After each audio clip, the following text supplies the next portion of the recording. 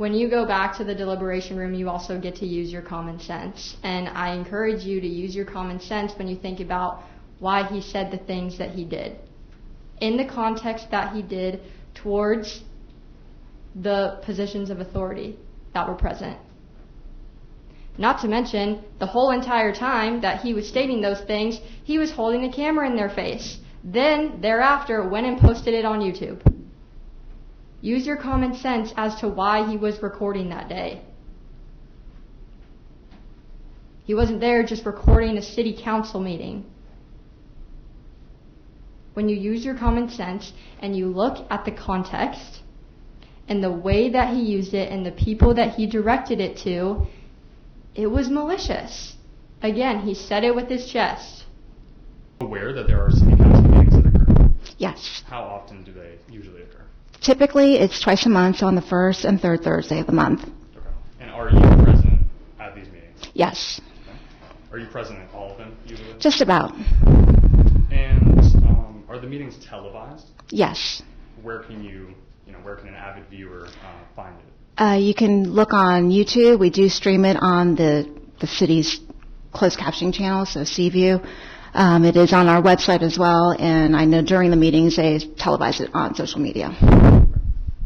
So the 1 minute that during recess, Mr. Anthony Huffman took up time, yeah, again, annoying. I don't want to go to city council meetings, but I'm not going to judge him for it, and I'm also not going to criminalize him for it. As Ms. Brown said, this is not the crime of the century, but it is Mr. Huffman's life, and it does matter because it's about our First Amendment rights.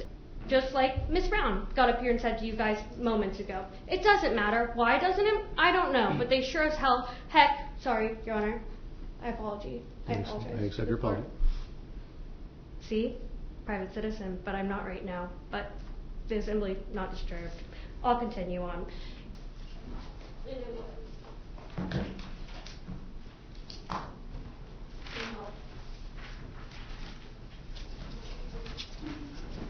Deputy Atkinson, nothing came through. All right, so we're on the record. For everyone here, if you're okay with handling this without Mr. Huffman. Deputy Atkinson, can you call 49406? The deputies have let me know that juror number, you said 5? I'm confirming that right now. Got it. You said it was a female though, right? Yeah, 5 is a male. Yeah, 5 is a male. Where's he at? No. What is the juror's name and number? Catherine Davis? That's number 3. Thank you. Bye. Number 3. All right, so juror number 3 apparently has, the deputies have let me know that she has Crohn's disease, and she told the deputies that she is, I don't want to speak for you. What do you say, deputy? Well, name for the record, please, I suppose also. Sure, Deputy Garcia, she stated that she's not well enough to walk back to the courtroom and she would like to leave right from the judicial reception where she's seated right now, and she does not want medical. Got it. Due to Crohn's disease, she mentioned that, right? Yes. So, well, that kind of caused a problem for us to go forward with her in that regards. So my proposal is that for Ms. Davis, juror number 3, we strike her, let her go, and roll with our alternate as our 6th juror. What says the state? That's fine. No objection. Yeah. Defense, what do you say? Do you need Mr. Huffman to be here for it? No objection if you could just explain that to him in simplest of terms when he returns. I certainly will. All right, so Ms. Davis is going to be good to go, or is excused from her service as a juror, I should say. Deputy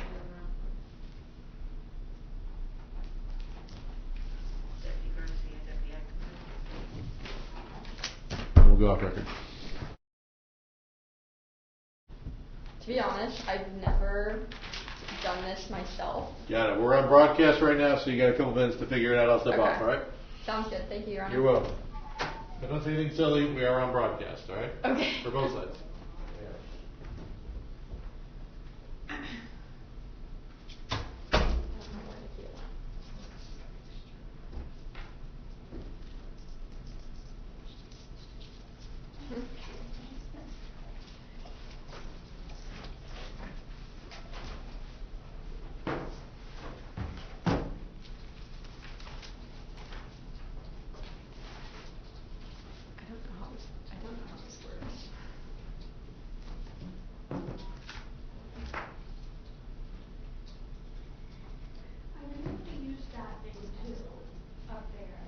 Yeah, which I am not familiar with.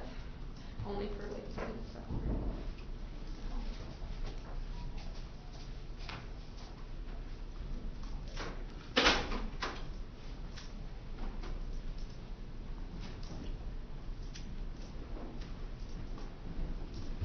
Do you want to test the technology?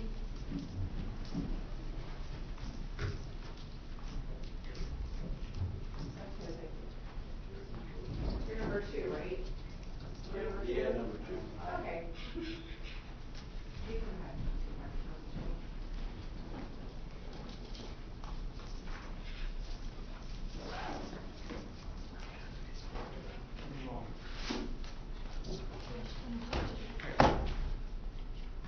Also, I might steal that water back from you, because I just gave mine away to Rosemary. K, it's this K. So we connect it to 21 when it pops up. Can you hear me? Can you hear me? One of our jurors got a tummy ache, so we're using an alternate. You'll still have 6, but when there's one less person, that's why, okay? Okay. Judge is gonna tell you, but that's, yeah. I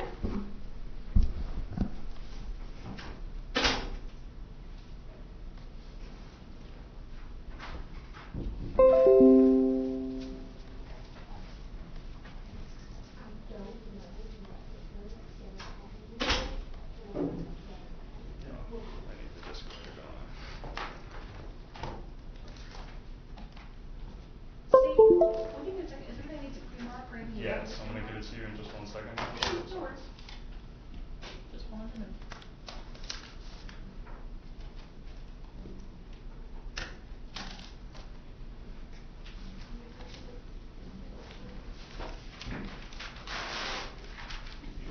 This is states 2 through 4. Does it matter which one first you prefer? Oh, never mind. I don't prefer, but you can do it. Should we just copy it and make sure it's pushed? Yeah.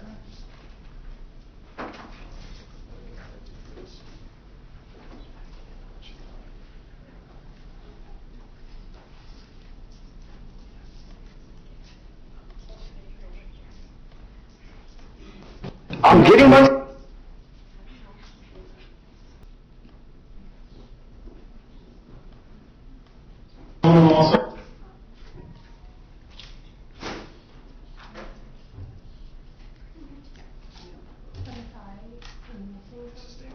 I won't do that.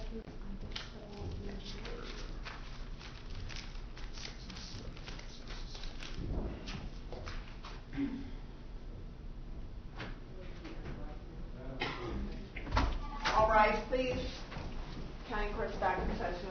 All right, thank you. Be seated, everybody. So we'll wait for Mr. Goldenberg. Mr. Huffman, can you hear me?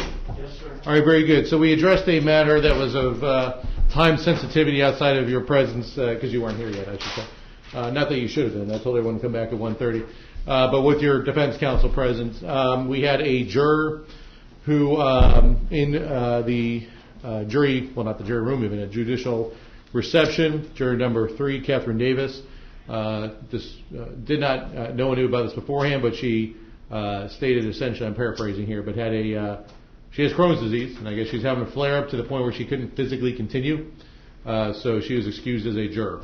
We have an alternate, that's why we have alternates, and so we're good to go. Just to fill you in on what was discussed outside of your presence, and it was timely, so we didn't have an obvious medical episode, right, is how we'll phrase it. That's why. So just so you know. Okay, so we'll just wait for Mr. Goldberg. I assume he's close by. He ran to the restroom, Your Honor. Got it. Everything good here? Everything's good, working. All right. The only thing I would say is if you keep the TV off until you're ready to present it more than anything else. Yeah. You know how to get it back up and running, so there's that. And We can turn it off on our end. there you go. Whatever's easiest, however it's done, so be it. And then, Deputy, while you're there also, if you wouldn't mind just taking those poster boards down and just put them on the side there. We'll have them. Madam Clerk, you with that pre-marked in your general vicinity, is that right? There you go. You're welcome. Okay, so we've got everyone present, all the attorneys present. We have Mr. Huffman present. Anything else we need to address before we bring the jury back in from the state? No, Your Honor. From the defense? No, Your Honor. Okay, let's bring him back in, please. Also, while they're bringing him in, just as a refresher, since it's been a bit, the standing for the jurors, which we're doing already, good, and no speaking objections. If you have an objection, say the basis. If we need further argument, we can approach, but just basis is all I need. I can go from there.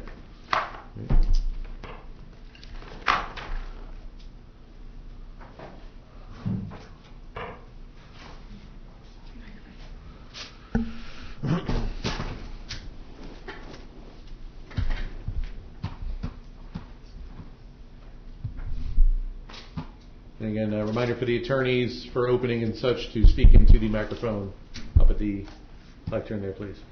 Understood. There you go. You got it. Yes, Your Honor. You messed it up earlier. I guess Mr. Goldberg was the worst one.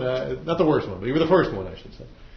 So, but I don't blame you. It's natural instinct. I walk and talk, Your Honor. I know. I get it. I don't blame you. Just a reminder is it can't go bad.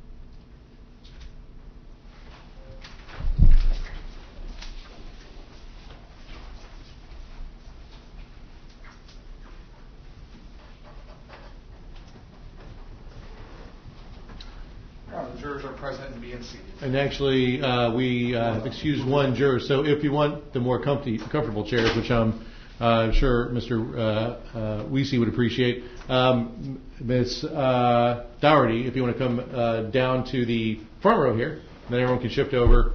They would have the more stable chairs. And then you can be seated. Oh, and Deputy, well, I got you. Also. You can be seated, everybody. Thank you. We did forget to pass these up. So I guess we'll do one last. Yes, please.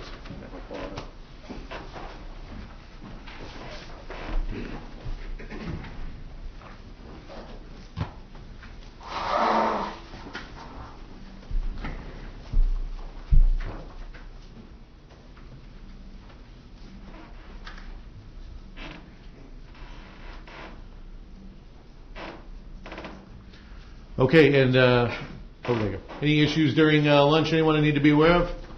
So raise your hand, otherwise hold your peace. All right, fantastic. So, welcome back. State, do you wish to give an opening statement? Yes, Your Honor. Very well. May it please the court? Yes. Counsel.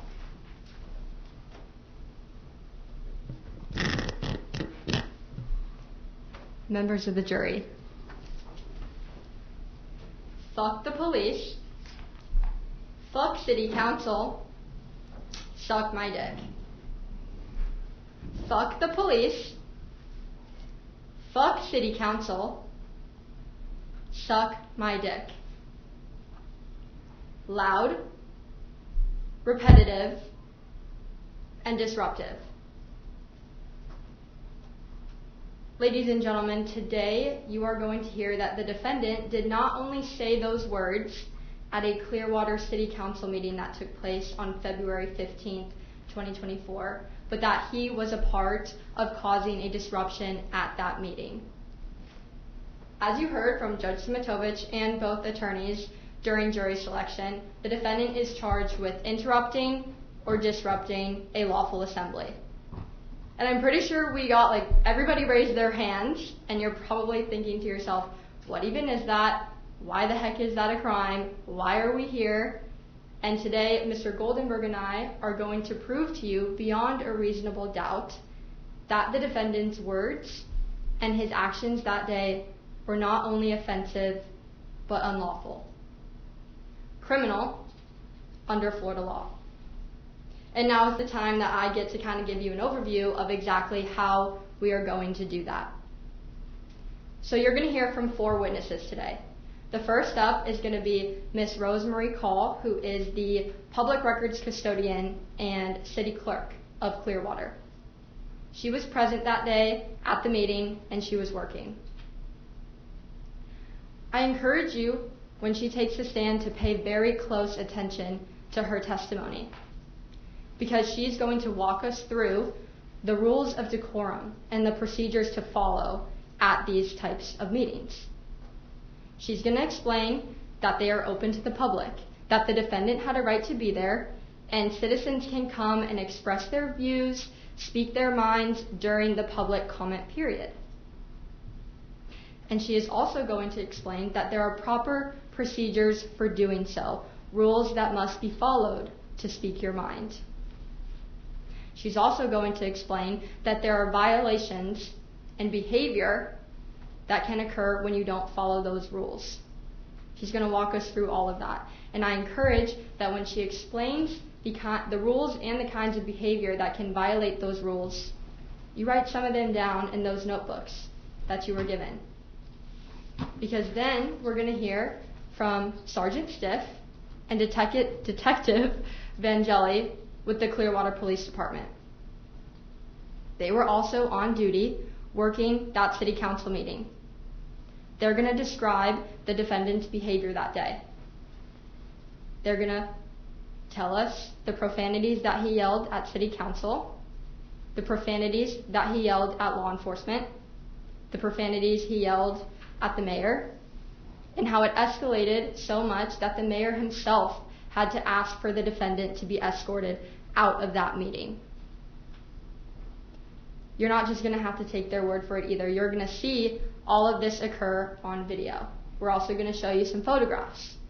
And that's why I encourage you, when Ms. Call is testifying, to take notes of those rules and behaviors that qualify as violations, because then when you watch that video, you're going to be able to look right down at your notebook and see, oh yeah, that's a violation, and that's a violation. Because that is what takes the defendant's behavior from expression to a misdemeanor. Lastly, you're going to hear from Detective Lightfoot, who is a homicide detective with the Clearwater Police Department. He's going to explain to us that he was called in by a supervisor to investigate this case, and he's going to walk through the investigation that he did and all of the steps that he took.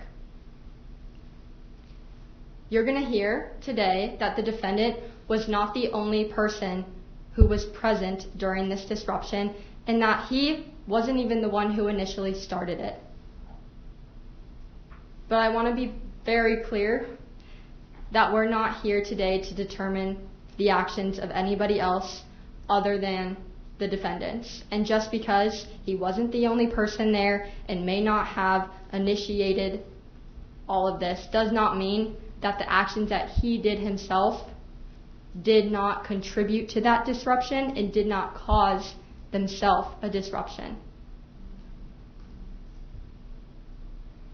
After you listen to the testimony, you're going to get to read the rules of decorum. You watch the video.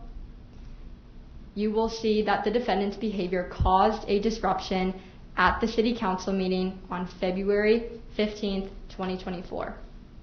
And that's why Mr. Goldenberg and I are going to come back up here at the end of this and ask you to find the defendant guilty. Thank you. Thank you, Ms. Brown. Defense, do you wish to give an opening statement? Yes, Your Honor. Right? May it please the court? Yes. Counsel? One of the founding principles of our country is the freedom of speech. Our founding fathers felt that that right was so vitally important that it's enshrined in our Constitution. And 249 years later, that Constitution is still in effect. We're here today because the government had an issue with Mr. Huffman's behavior and what he said. We talked in jury selection about the state's burden, which is beyond a reasonable doubt. Reasonable doubt is found in three places: the evidence, a conflict in the evidence, and a lack of evidence. All you're going to have to look at today is the evidence, and you're going to find reasonable doubt. The evidence is going to show you that by the time Mr. Huffman was confronted by law enforcement, that the meeting was in recess. It was on a break. It has stopped. We're not going to sit here and argue to you that Mr. Huffman didn't say these words. You're going to hear him say them. But you're going to see that the manner in which he said them was at a time period when the council meeting was no longer actively meeting. You don't have to like Mr. Huffman.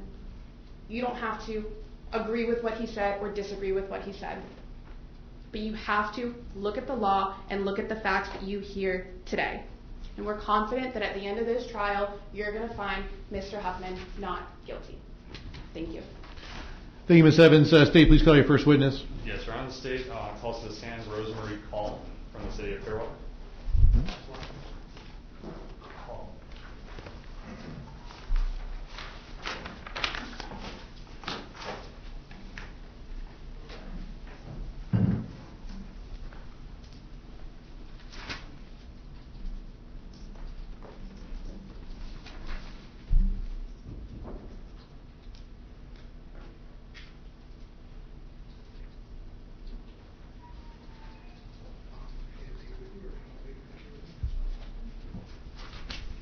Right this way, please. Just going to stand right here. Face the clerk. Raise your right hand, raise your hand. Do you solemnly swear or affirm the testimony you're about to give will be the truth, the whole truth, and nothing but the truth? I do. You just have a seat here. You can pull the chair all the way forward and just give the line police force. Your Honor, may I inquire? Yes, you may. Thank you. Ms. Call, I'm going to give you a second to kind of get settled in there. Just look at me when you're ready. Okay. Please introduce yourself to the jury and spell your last name for the record. Rosemary Call, C-A-L-L. Ms. Call, where do you work? I work for the city of Clearwater. Okay. And how long have you worked for the city of Clearwater? In October, it'll be 23 years. And what are your responsibilities working for the city of Clearwater? I am the city clerk, so as a city clerk, I'm the records custodian. I maintain and disseminate the historical and current knowledge of the city. I'm also the city supervisor of elections and a legislative liaison. Understood. Thank you. And are you aware that there are city council meetings that occur? Yes. How often do they usually occur? Typically, it's twice a month, so on the first and third Thursday of the month. Okay. And are you present at these meetings? Yes. Okay. Are you present at all of them usually? Just about. And are the meetings televised? Yes. Where can where can an avid viewer find it? You can look on YouTube. We do stream it on the city's closed captioning channel, so Seaview. It is on our website as well, and I know during the meetings they televise it on social media. You answered a few of my follow-up questions there. Perfect. What is the purpose of the meetings? To conduct city business. Okay. And what sort of city business, just some examples of it, what are some examples of the city business? Approval of contracts, annexations, public hearing items, work order approvals, trying to think here, proclamations. So we also give proclamations. What is that? Can we break that down? What is a proclamation? So a proclamation is proclaiming a holiday or a specific activity or acknowledging an event in the city. Okay. Do you also acknowledge like specific individuals or businesses sometimes? Sometimes if it's like a business, for instance, if it's a 100-year anniversary, we would. And can you tell us generally how the order of these meetings go? Typically, once the meeting is called to order, there's the invocation, pledge of allegiance. We have the approval of minutes, consent items, which are normal routine business items. Then you have your public hearing items. And then back in the day, we used to have, I think when this incident occurred, we used to have assistance to be heard regarding items not on the agenda. And then we would have council action items or discussion items, and then verbal reports from the manager, city attorney, and then closing comments from council. And how long would all this usually take, start to finish? I would say on the average it's about an hour, hour and a half. And is the order that you just mentioned, I guess the agenda of it, is that written down somewhere, especially for the meeting in question on February 15th, 2024? Yes, so the agendas for each meeting, for the council meetings, are published ahead of time, and so they include everything, all the items that are scheduled to be discussed. Understood. Your Honor, may I approach the clerk and the witness? Yes, you may. Approaching the witness with what's remarked as states 1. Well, just show defense first, if you please.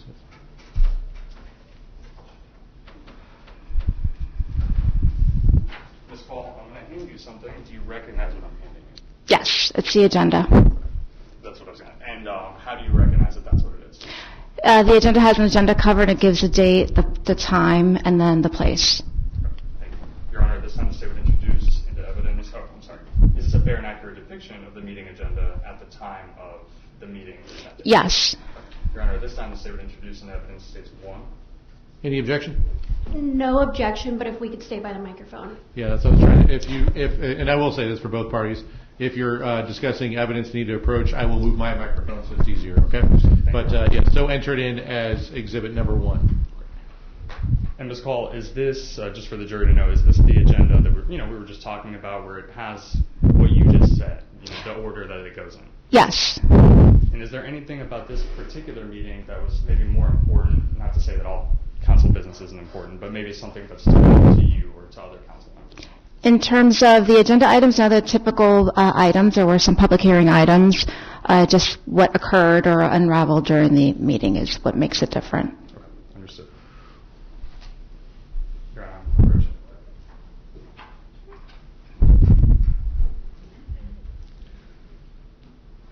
Now, Ms. Cole, I forgot to ask you, where do the city council meetings happen usually? So in council chambers over at the main library. Okay, and has it always been in the main library? Or is it No, previously we used to have a dedicated city hall, but since I think January 2019, we've moved to the main library and created a council chambers in that area only because we're surplusing that property to develop it. And the library and all of the events that you're testifying to today, did all of that happen within the confines of Pinellas County? Yes. And Ms. Cole, since you're at the meetings, you recognize what the room would look like, right? Your Honor, may I approach the clerk and witness? Yes. I'm handing what has been pre-marked as states 5, Your Honor. It was going to.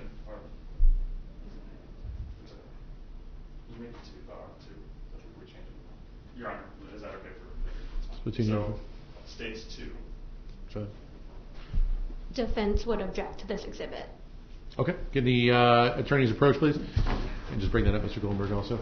And members of the jury, same thing as before, that when we take these sidebars, if you need to stand up and stretch, you can. And the deputy will distract you so that you are not listening to what we're saying. Thank you. So that's the exit and entryway. Thank you. Yep.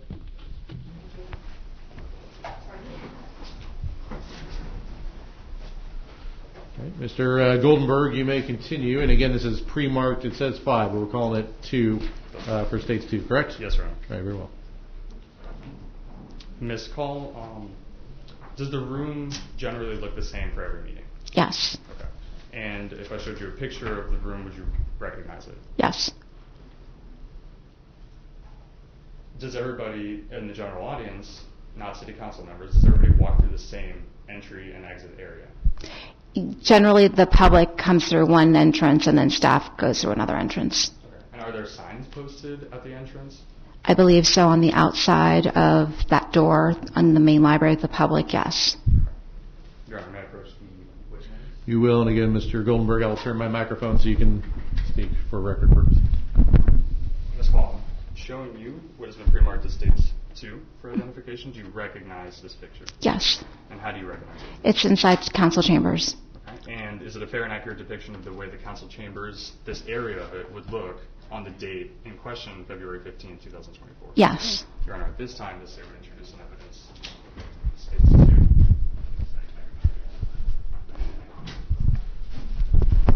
2. Any objection? Yes, Your Honor, defense would object because there is no date on that photograph. Got it. So if you want to voir dire the witness as to that exhibit, you may. So if you want to ask, so we'll have Mr. Witt voir dire as to that exhibit, if you so choose, Mr. Witt. Yeah, right now. Well, I'm going to keep that there.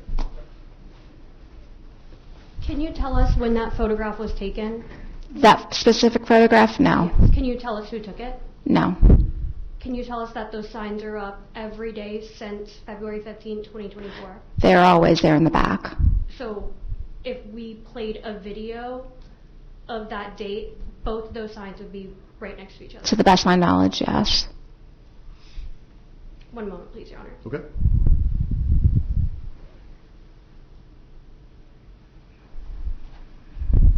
No further questions. Okay. So, anything else from the state in regards to the authentication or no?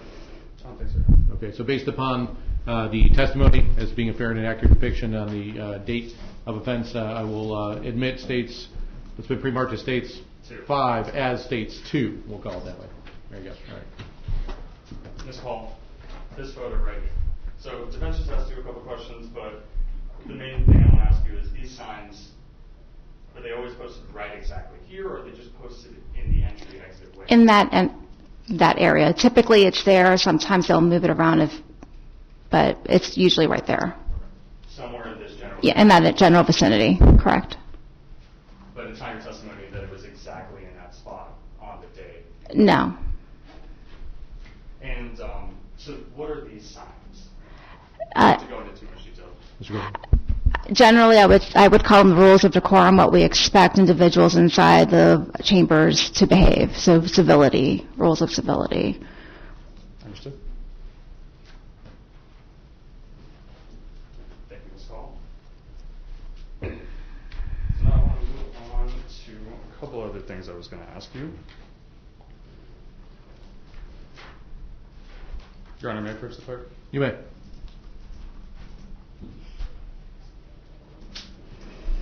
Your Honor, I'm handing the witness what's been pre-marked as states 3. Defense would object to this exhibit. All right, well, let's go through the next questions, and then we'll get to that point. So. Ms. Hall, do you recognize this photo? Yes. And how do you recognize it? That is what is actually posted in the previous picture. So those are the rules of conduct that are posted in the back. Okay. And is it a fair and accurate depiction of the rules of conduct that are posted in the back next to the door on the day of offense? I believe so. Your Honor, at this time, the state would introduce into evidence states 3. Okay, can the attorneys please approach?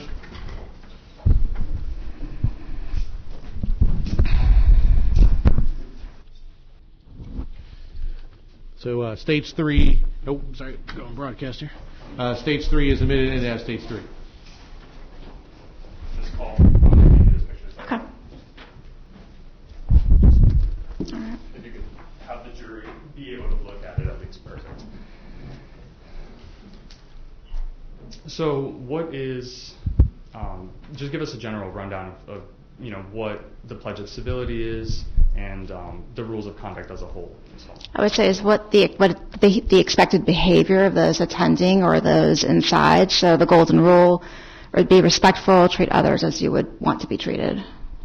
Okay, and speaking of respectful, is there a bullet point that touches on that? Yes, under the Pledge of Civility, the first one, we will be respectful to one another even when we disagree. Okay, and what happens if someone is being disrespectful? The mayor would call to their attention or call them out of order and issue a warning. Okay, and say at that point the person who was issued a warning stops that behavior. What happens then? Nothing. The business continues. Okay. Now, let me ask you this. If the person does not stop being disruptive after being told to stop, what happens then? It is up to the mayor. So the mayor may issue another warning, and if the behavior continues, then he is asked to leave. Okay, perfect. And can you look at bullet point number 4? I believe it's on the right side. Mm-hmm. No person in the audience shall make or cause... sorry, miscalled. What is that? Just tell me about that bullet point again. Sure. It says no member of the audience shall make or cause to be made audible or disruptive sounds or noise. And so those who just are making noise or are yelling, shouting, disrupting the meeting is what will not be tolerated. And it's in Council Rules 15, I believe. Understood. And is there ever a time where the meeting is called into recess for a potential disruption? Yes, it's up to the mayor. The mayor will recess the meeting. Okay. What are some reasons that a recess could be called? Besides an interruption, because somebody is shouting or inaudible or not, or speaking beyond their time at the podium, it could also be just maybe the length of the meeting and the mayor wishes to take a break so that staff and council can use the restroom and come back. Understood. And what happens, or how long does a recess usually last if it's for an interruption? It depends. It would stay as long as needed until the interruption is stopped. Understood. And during a recess, does the meeting end? No, the meeting is not adjourned, so it's just paused. Okay. And during a recess, do the rules of conduct, the ones that you're holding, do they still apply? Yes, because the meeting has not ended. Okay. And is the assembly still gathered for a lawful purpose, although there is a recess? Yes, so the objective, or the point of the recess is to stop the interruption and then continue business once the interruption, or bring the meeting back to order. Understood. I'm going to come grab that from you. Your Honor, may I approach the You may.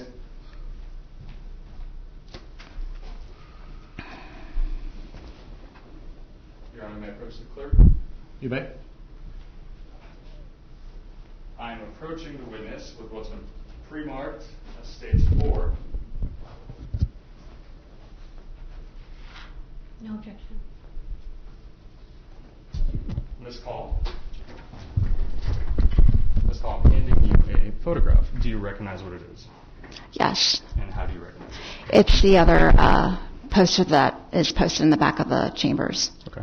And is it a fair and accurate depiction of one of the posters that was posted back there on the date of offense? I would say yes. Your Honor, at this time, the state would introduce an evidence that states 4. Any objection? No, Your Honor. So entered in the State's Exhibit number 4. Perfect, Ms. Call, I'm going to hand you this. All right. Will you just differentiate that placard that was posted from what we just talked about, the rules of conduct? So this is specifically addressing the process to submit public comments. Okay. And what is that process? So individuals who wish to speak before an item at a council meeting, they would turn in a card, and I believe it does explain both. So you can either speak as an individual, so you have 3 minutes, or you can aggregate up to 10 minutes as a group speaker, and you are to turn it in before you speak. Although we like for them to turn it in before they speak, sometimes they'll give it as they finish and they walk away and give the card in. Okay.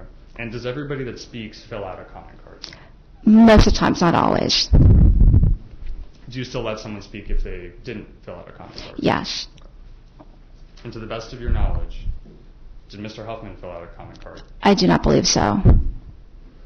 Your Honor, I'm going to approach the witness.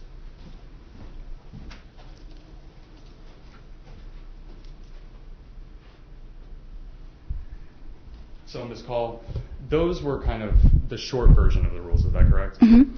Is there a longer version of the rules? Yes, so City Council rules, rule number 15 specifically discusses rules of conduct. And where would one find rule number 15? It's a public record. I believe it's available online. It's posted, but I know if you were to just use our search engine, it'll pop up. Understood. And anybody could view it, right? Yes. Your Honor, may I approach the clerk? Yes, you may. And the witness? Yes.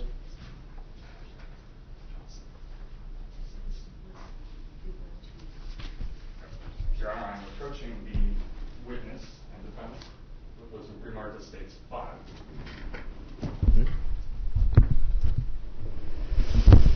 Ms. Call, do you recognize what I'm handing you? Yes. And how do you recognize it? It's council rules. Okay. And is it a fair and accurate depiction of the council rules on the date of offense? Yes, I would say so. Your Honor, at this time, the state would introduce an evidence. States 5. Any objection? Yes, Your Honor. May we approach? You may.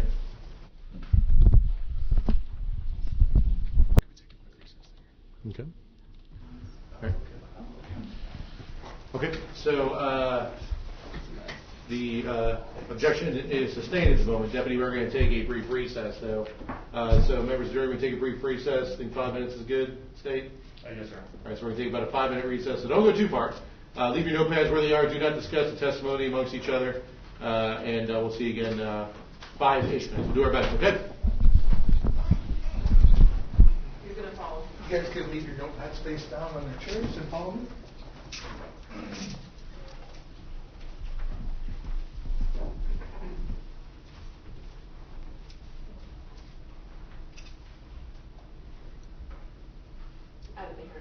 All right, thank you, Deputy. It is realized when I saw you bringing in the jury that there's a slight discrepancy between that and the watch, right? So we'll go by the courtroom clock. So we're about 2 minutes ahead on that one. So we'll be in recess for, I'll just set a timer, even better. 5 minutes. Ms. Call, you are not to discuss your testimony with anybody else. However, the state, I think, wants to clarify some paperwork with you. That's fine. For anyone who's observing, just make sure not to speak with any of the witnesses about any of their testimony. Court's in recess for 5 minutes. All right, back on the record. So there's a recess for, it was states 5 pre-marked, right? Yes, Your Honor. So, are you doing a different exhibit now? Yes, Your Honor. It's a new states 5. That was just a mistake, Your Honor. I apologize. I understand. And that, well, I guess, Madam Clerk, it's a question for you. Can you swap out the 5, or does that have to be a new number? I think it probably needs to be a new number. Yeah, I think it needs to be a new number. So whatever new number you need to do, we'll do that, because what's already been pre-marked there, you have an evidence tag and all that other fun stuff. So they're not going to keep track anyway, I guess. But the jury's not going to go, where's 5? And, whatever's entered in evidence is evidence. So anything, I guess, before we bring the jury back in about from the defense that we need to address with this, evidentiary-wise, let me ask you that. No, Your Honor. Okay, so, Your Honor, just briefly, it was brought to my attention that we had discovered over the correct version, the one that was in place, the one that's in my hand. So okay. I think that was just an error on my part. Fair enough. Anything else from the state before we bring the jury in? Defense? No, Your Honor. I just want to confirm that I did get the correct version when it was discovered over, but the version in court was the latest 2025 version. Okay, very well. Thank you. And then Mr. Huffman, we're doing our best. How are we doing in terms of making sure that the microphones are good?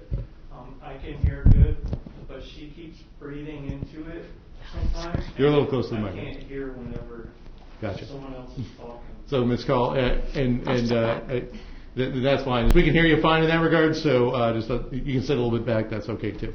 We're probably more sensitive to microphones than the city of Clearwater, I should say. I don't know. So other than that, okay, fair enough. It has also been brought to my attention, ma'am, in the back, I understand you're holding up signs to the deputy, or to someone. I don't know.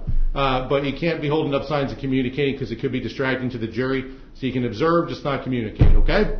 So if there is any continued that, then we'll have to go further. We don't want that. So just please, do not do that. Thank you. Anything else before we bring in the jury? State? No, Your Honor. Defense? No, Your Honor. All right. Deputies, we're good. Your Honor, I just ordered 2 new battery packs as well for the hearing devices because they're both about 20 and 30%. Got it. So for Mr. Huffman and then sir, who's observing in the second row, if you lose battery, yeah, sir, yeah, correct. If you lose battery, let us know. Just raise your hand or something, or Mr. Huffman, tell your attorney. Sir, I guess you can just tell the deputy, okay? And looks like they'll get you squared away. Yeah. All right, sounds good. They're already on their way. I'll just swap them out when they get here so they have fresh ones. Perfect. Okay, thank you. All right.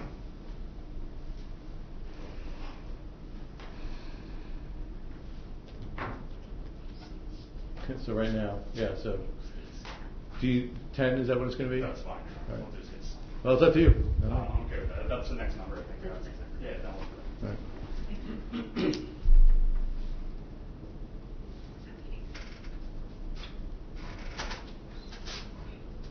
And Ms. Call, just because you didn't spell your first name, is it Rosemary or IE? IE. Got it. Okay, thank you.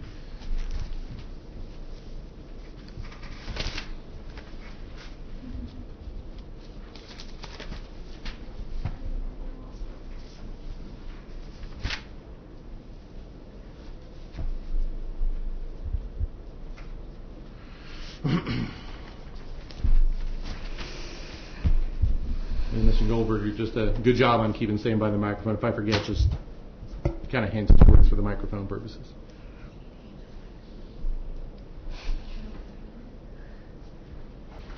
The jurors are present. And you can be seated. When you come in, you can sit. That's fine. You don't have to wait for me to tell you, but I appreciate it. All right, everyone else can be seated. And Mr. Goldenberg, you may continue. Thank you, Your Honor. So, Ms. Call, I want to clarify a couple of things. So, are there different versions of the rules? Yes, they're periodically changed as needed. Okay. And is there a more accurate version of the rules that were in place for this particular day on February 15, 2024? I've provided a copy of what those rules were that day, and I believe you also request a copy of current rules. Correct. Thank you. And, Your Honor, may I approach the witness? Yes. With what's in pre-marked as States 10. Which has already been shown to the defense. Okay, very well. Ms. Call, what am I handing you here? Copy of council rules. Okay, and is it a fair and accurate depiction of the council rules at the time of this particular meeting? Bring it closer. Yes. Your Honor, at this time, the state would introduce an evidence states 10. Any objection? No objection, Your Honor. So entered in as State's Exhibit number 10. Your Honor. Ms. Cole, I want to talk to you briefly about Rule 15. Specifically the third line that talks about disruptive behaviors, or it might be the fourth line. Can you tell the members of the jury why that is written into the rules of conduct? To ensure that the business is kept normal, that the business meeting is kept going, and so that it's not interrupted by disorderly behavior. Okay, and what would you consider disruptive behaviors? So Rule 15 outlines or provides examples such as shouting or speaking, interrupting individuals that are either citizens speaking at the time or staff or council members. Okay. Is there anything referenced about pointing the middle finger at somebody? Yes. So the rule also goes into, I believe it's the fourth example, at that time when rules were adopted, extending the middle finger or making other obscene gestures while another person has the floor and is speaking. Understood. Now, does that also apply to when the meeting is in recess? I would say yes. The rules are not thrown out just because we're in recess. The meeting is paused, but the meeting is not adjourned. Thank you, Ms. Call. And are these rules handed out to people at meetings? No, the rules aren't handed out. That's why you have the rules of conduct in the back as a reminder. I think I would have to say, we all know how to comport ourselves in business settings. But if you wanted to receive a copy of the council rules, you could just request a public records request or go online and view it. Understood.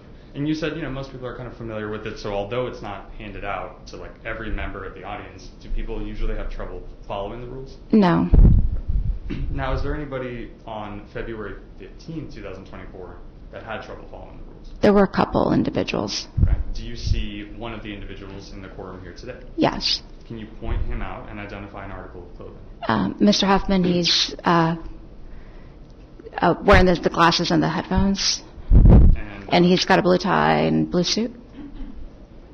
Your Honor, let the record reflect that the witness has positively identified the defendant. Any objection? No objection, Your Honor. The record will so reflect. Thank you, Your Honor. And Ms. Call, did the meeting on February 15th that we've been talking about, did it get interrupted? Yes. Okay. And did it go into recess? Yes. Okay. And like we were saying, what does a recess mean? Does that mean that the meeting is over, or does that mean that it's paused? A recess just means the meeting is paused. And when would the meeting hypothetically resume after the recess? When the mayor calls it back to order. Okay. And would that be after the interruption? After the interruption has been stopped.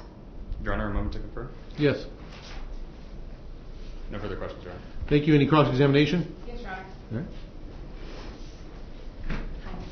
Just a couple more questions. So, you were shown pictures of the signs up in the room, correct? Correct. And it is your testimony today that those signs were in fact up on February 15th, 2024? I believe so. They're always there. So, yes or no? Were they up? I would say yes. Yes. So you also testified that the rules are not handed out to people when they show up to the meeting, right? No. So are they just expected to know the rules? For the most, I would say yes in terms of behavior, because we do have the rules of conduct. So they may not be the detailed rules, but the rules of conduct that are posted in the back of the room tells individuals how to comport themselves. So is it stated within those rules about when a recess occurs? It's the procedure of getting a recess. It's stated in those rules.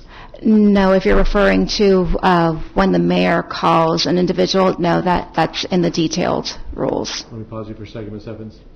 We're good? We're switching out batteries. So. Good. All right. Good? Okay, thank you. You may continue, Ms. Evans. Mr. Huffman, can you hear? Yes. Right. So you stated in your testimony that a recess does not mean that the meeting is over. Correct. So when the recess is over, the meeting reconvenes. Yes. So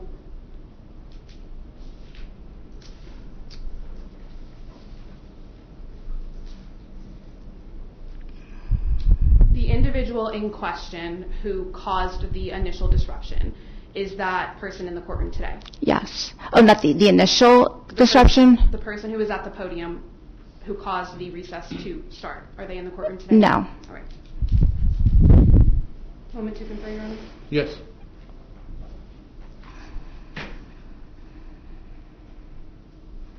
Nothing further, Your Honor. Thank you. Any redirect? Yes, Your Honor, briefly, just touch on a couple points.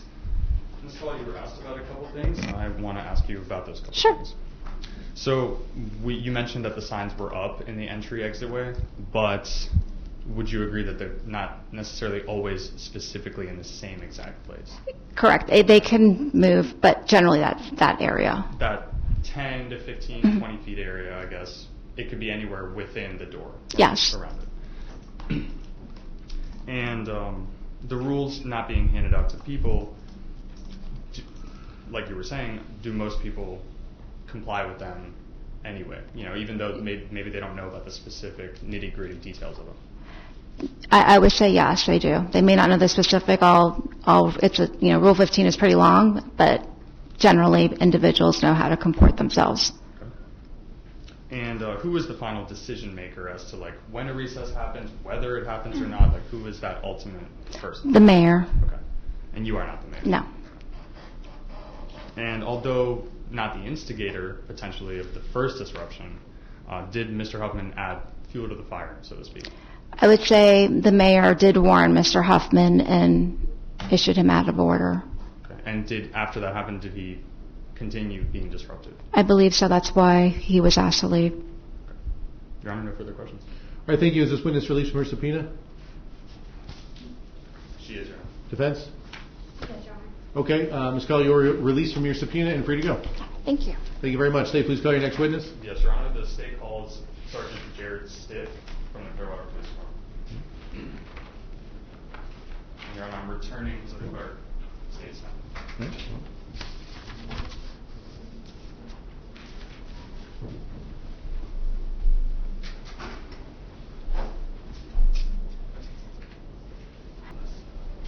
Raise the foot, please. Just stand right here. Face the clerk, raise your right hand, and repeat the oath. Do you solemnly swear or affirm the testimony you're about to give to be the truth, the whole truth, and nothing but the truth? I do. Please have a seat and just go ahead and pull the chair all the way forward. Yes, ma'am.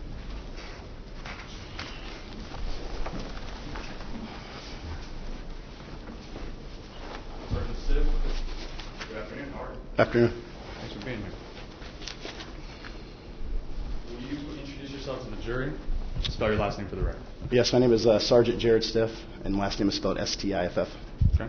Not that it's any secret. Where do you work? Clearwater Police Department. Okay.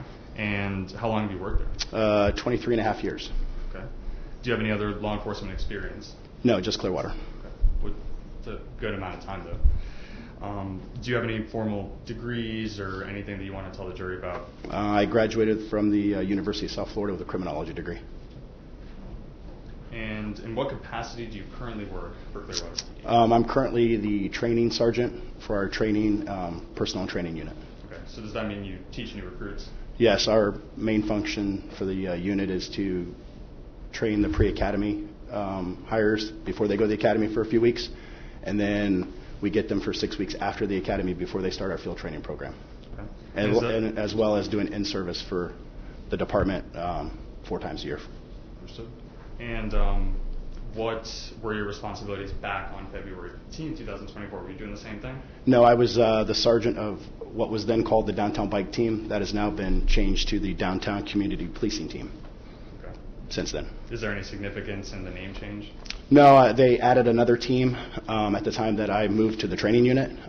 So there's now 2 teams downtown. Prior to, there was 1. Okay. And what are downtown bike team, community policing team now? What are their function, or what is that function? We worked in a specific area with the downtown area, like Coachman Park area, all the way out to Highland Avenue, between basically Drew Street and like Druid. And so we handled all the community needs, met with community leaders, attended HOA meetings, and then handled calls for service in that area. Okay. Did you actually ride bicycles? Yes, we did it. Yes, Okay. we did. Okay. And since the name change, do you still have bicycles? They do still have bicycles, but I'm not in that unit anymore. Were you present at the city council meeting in question on February 15th, 2024? Yes, I was. Now I want to ask you something. Do officers of Clearwater PD have body worn that they wear, body worn cameras? Yes, sir. Was yours on that day? Yes. And was it recorded? Yes. Your Honor, may I approach the clerk? You may.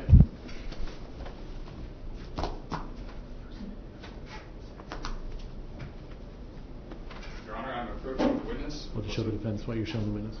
Every mark states 6.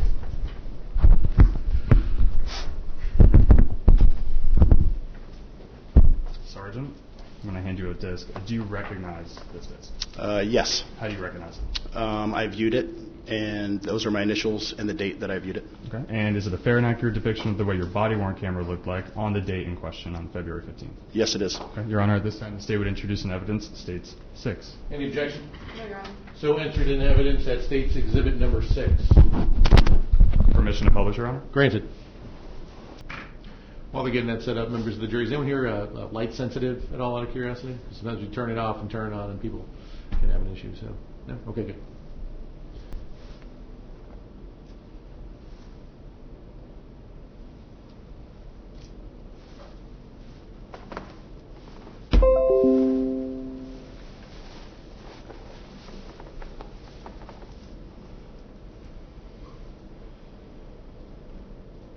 Sergeant, why isn't there audio in the beginning here? When we activate our body-worn cameras, it goes back 30 seconds from the time we activate it with no sound, and then at the 30-second mark, it then...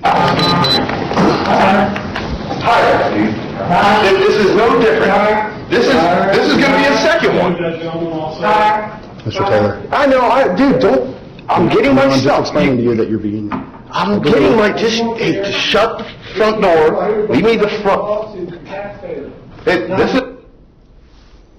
Sergeant Stitt, I want to ask you a brief question. So, is this gentleman that's the central focal point of the video, is that Mr. Huffman? No. Okay, where is Mr. Huffman, if able to be viewed on this screen?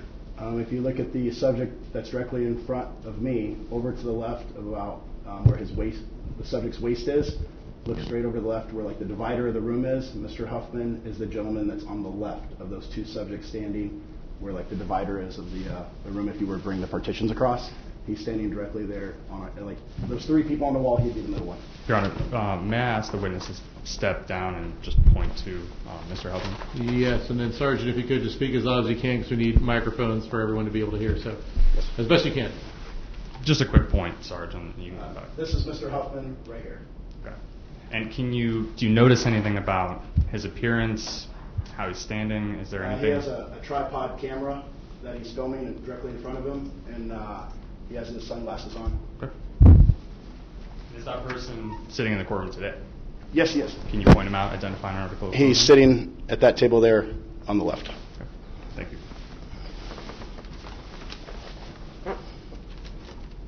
The first one.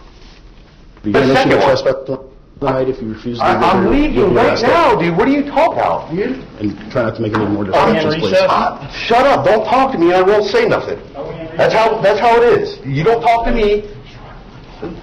Fuck the police. Yeah. Fuck them all, dude. Sergeant Stitt, who just said, fuck the police? Mr. Huffman. Okay. And this is as you're walking another subject out of the building, correct? Yes. Shut up. Look at all you guys. Mr. Taylor, I'm leaving. Mr. Taylor. I'm leaving. God. So there's an objection? Yes. Come on up, please.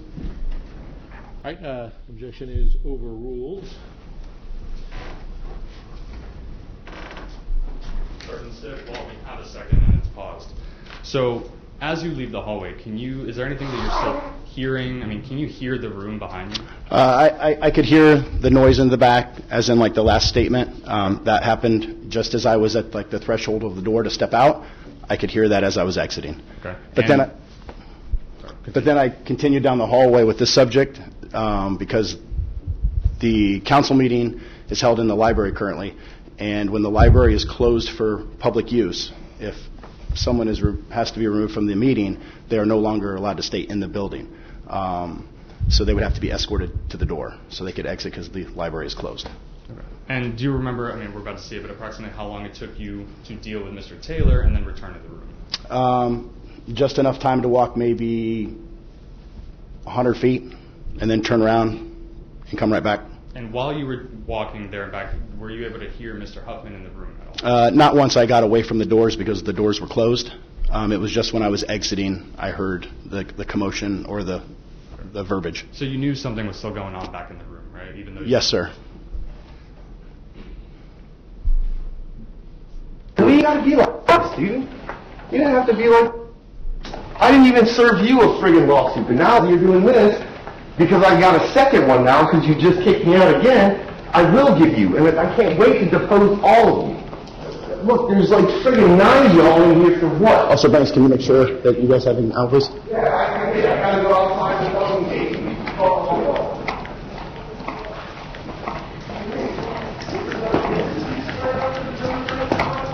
Hey, there was another gentleman, I think he said to remove. What? All right. Please leave me alone. Your contact is non-consensual. Please leave me alone. Stay alone, he's violating. Ain't no law. I'm not getting back and forth to you, Mayor, so you violate the rules of the court. Okay? Are you going to arrest me if I leave? I stepped out. Did you tell them that they both needed to go? Yes. They've been told to leave?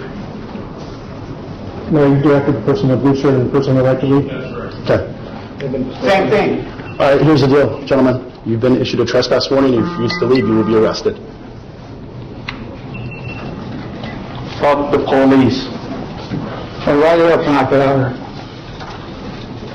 I want to see the ordinance in writing, which you assholes never did submit it to us last month, and you promised you'd give me a copy of it. You never did. Stiff. Gentlemen, the library is closed. You need to leave or you'll be arrested. You've already been given a trespass warning. building or just the... No, I'll tell No, you. the building. The building's closed. It's only open for the meeting. You've been removed from the meeting. You need to leave the building. The meeting is still going on. And the building's closed for public. It's only for the meeting. Since you've been removed from the meeting, you need to leave the building. I told you you need to do. You were issued a trespass warning. If you refuse to leave, you will be arrested. So you tell me I got to leave a public building? Yes, it's closed. The library's closed. It's only here for the meeting.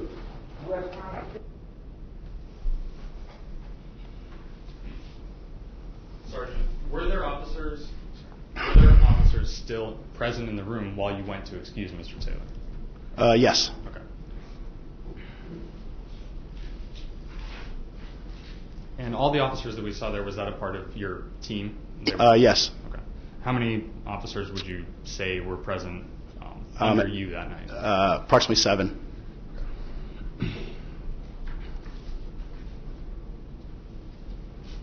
And Sergeant, what is your main focus for these meetings? Like, what is the reason the team and yourself is even present at the meetings? It's for safety and security during the city council meetings to make sure that they continue to run in a safe and secure manner. Understood. And is that, no matter what, is that your primary focus? Primary focus, yes.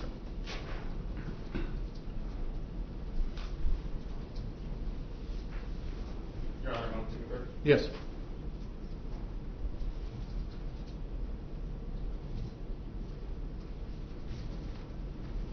Sergeant, before I let you go, so why was it that Mr. Huffman's behavior causes safety concern in your view? Just the mayor had indicated that he had violated the rules of decorum. I believe it was Rule 15, which deals a lot with code of conduct type things, verbiage, outburst, swearing, profanity on shirts. Those types of things are all included in that rule. And then as I was stepping out, when we heard Mr. Huffman make that statement, that is when I guess the mayor then had ordered, which I had confirmed later when I came back in, that he needed to be removed. Okay. So that then the meeting could then continue on and the city business could continue for the evening. And did it matter that he might have not necessarily been the person to initiate the disturbance? Did that matter? No, it didn't matter. It just further delayed the city council meeting from continuing while everyone was there to conduct city business. And do you remember approximately how long the recess, with all the interruptions and the disturbance that was caused, do you remember how long approximately it lasted? Probably anywhere between 5 to 10 minutes. Understood. Thank you, Sergeant. That's all the questions I have. All right, thank you. Any cross-examination? Yes, Your Honor. Very well. I have just a couple follow-up questions. So the individual, Mr. Taylor, was the one who went up to the podium and caused a disruption, correct? The initial, yes. And the mayor ordered him to leave. Yes. And so you escorted him out of the room. Correct. And you did not hear Mr. Huffman say, "Fuck the police," until the meeting was in recess. Yes, the mayor had indicated we're going to take a recess as we were told, or as he indicated for Mr. Taylor to be removed from the meeting. Okay. So you left the room and were escorting Mr. Taylor out of the building and you walked down the hall. Yes, ma'am. So you were not aware at that time of what was still going on in the room because it was out of your earshot. That is correct. So you then later returned to the room, you went and you talked to a city council member. I spoke with Assistant City Manager Dan Slaughter because of the verbiage that I had heard as I was leaving that Mr. Huffman stated. Okay. And so then I went back because obviously, to the video, we were still in recess, or the meeting was still in recess, and I wanted to confirm that either the meeting was going to get started again or if there were additional subjects that needed to be escorted out. So when you asked the city council member, they told you to also remove Mr. Huffman. Yes. And when you told Mr. Huffman that he needed to leave, he left. Yes. And the other individual that we saw in the video was arguing with you as he was leaving, correct? Yes. But Mr. Huffman was walking down the hall. Well, prior to leaving, he stuck his middle finger inches from my face in an aggressive manner. Then he gathered his things and left. And the meeting was in recess at this time. Yes, it was. All right. And so when Mr. Huffman was leaving the room, he confirmed whether or not he had to leave the whole building, correct? Yes. And when you confirmed that he did need to leave the entire building, he left. He did. Okay. Moment to confirm. Yes.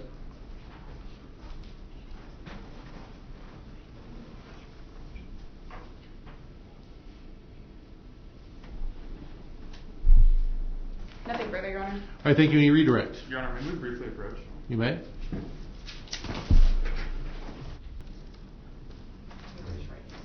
You strongly swear or affirm the testimony you're about to give will be the truth, the whole truth, and nothing but the truth? I do.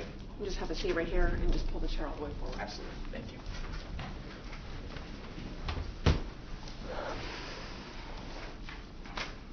Detective, thank you for being here. Good afternoon. Good afternoon. Will you introduce yourself to the jury and spell your last name for the record? Yes, good afternoon, everyone. My name is Jonathan Vangeli. Last name V as in Victor, Angeli. Thank you, sir. And where do you work currently? I work for the Clearwater Police Department. Okay.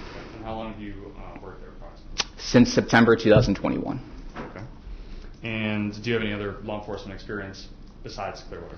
I do. I did 2 years as a police officer for the city of Treasure Island and 6 months prior to that as a police officer for the city of Largo. And in what capacity do you currently work for Clearwater PD? Currently, I'm a detective in the Special Victims Unit. Okay. Can you tell us a little bit about what your day-to-day responsibilities are like today? In my current unit? In your current. It revolves around adult and child sex crimes investigations, domestic violence, and child pornography and child welfare investigations. And what is it that you were doing back on February 15, 2024? Were you assigned as a detective? No, on that date I was assigned as an officer to the downtown bike team, which is a specialty unit. Were you working under Sergeant Stitt at the time? I was on that date, yes. Were you present at the city council meeting on February 15th? I was. 2024? And do officers of Clearwater PD have body worn? We do. Was yours recording on that day? It was. Your Honor, may I approach the clerk? You may.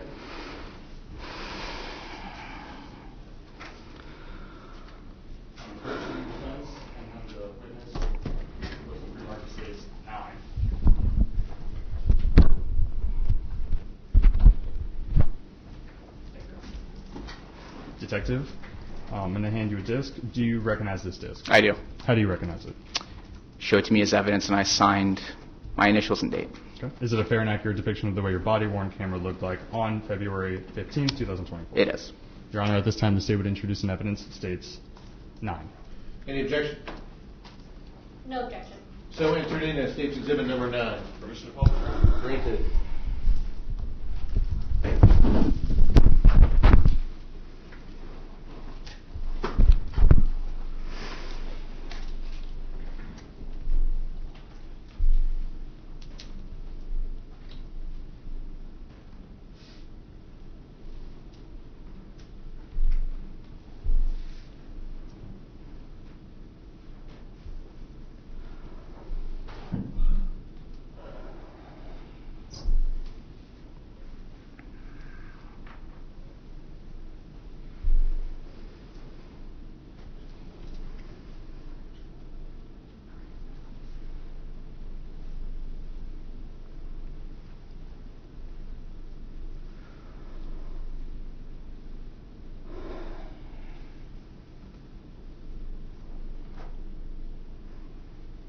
This is protest, all right? This is how I said it.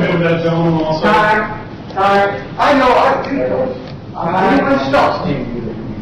I'm getting my, you don't care, shut the door. We need a lawsuit for taxpayers. And this is the first one, and you just gotta send it. I'm leaving right now, dude. What are you talking about, dude? Shut up, won't talk to me, and I won't say nothing. That's how it is. You don't talk to me. Fuck the police. Fuck them all. Kick me out, fuck the police, and fuck the city council too.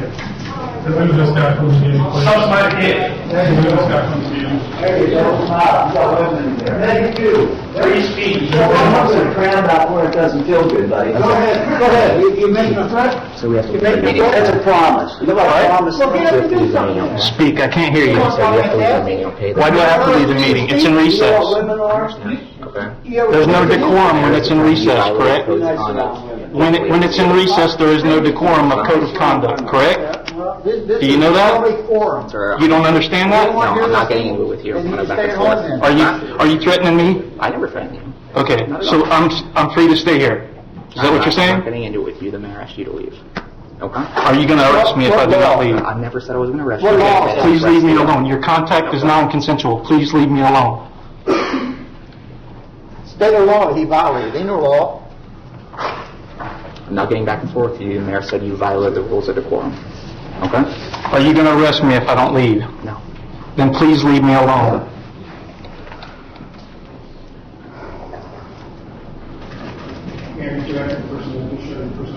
That's correct.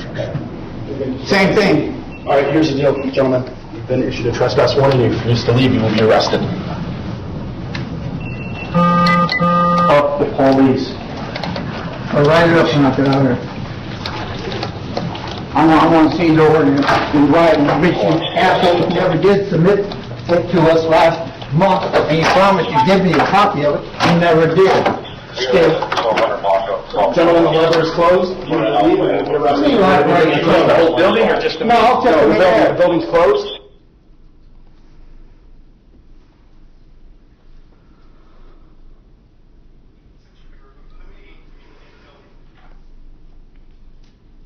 Your Honor, I might have disconnected. I'm not sure why. Okay.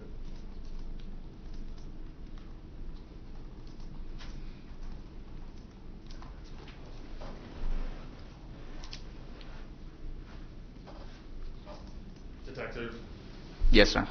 got to ask you a couple questions here now. Sure. So, the first one I want to ask is, did you notice Mr. Huffman kind of before the disturbance started? Maybe in passing, but not directly. I was kind of surveying really everyone in the crowd. Okay. And was he being respectful, I guess, before Mr. Taylor started the disturbance? Yes, to what I recall. Yeah. Standing there calmly, right, with his tripod? Objection, Your Honor. Basis. Leading. Mr. State, if you want to rephrase it, you can, Mr. Goldberg. Detective, so how many times do you remember observing him, I guess, before you got close? Don't necessarily have an exact count, but just my peripheral vision, I'm scanning the entire audience, I assume, during the course of that. Did you notice anything specific about how he was holding his tripod? Other than that, it was elevated. Did he have his hand on the tripod? Yes. Do you remember if he was making a gesture or anything? In regards to which time? Just during the course Just of at it? any point. Yeah, just at any point. Objection, Your Honor. Basis? Calls for speculation. He said he was scanning the room. Well, he can answer if he knows. If he saw, he saw. If he didn't, he didn't. I guess we'll find out. So you can answer if you know, Detective. He did stick his middle finger once towards the end to Sergeant Steph when he was asked to leave. Okay, was there any other instances of him showing the middle finger? Not that I recall.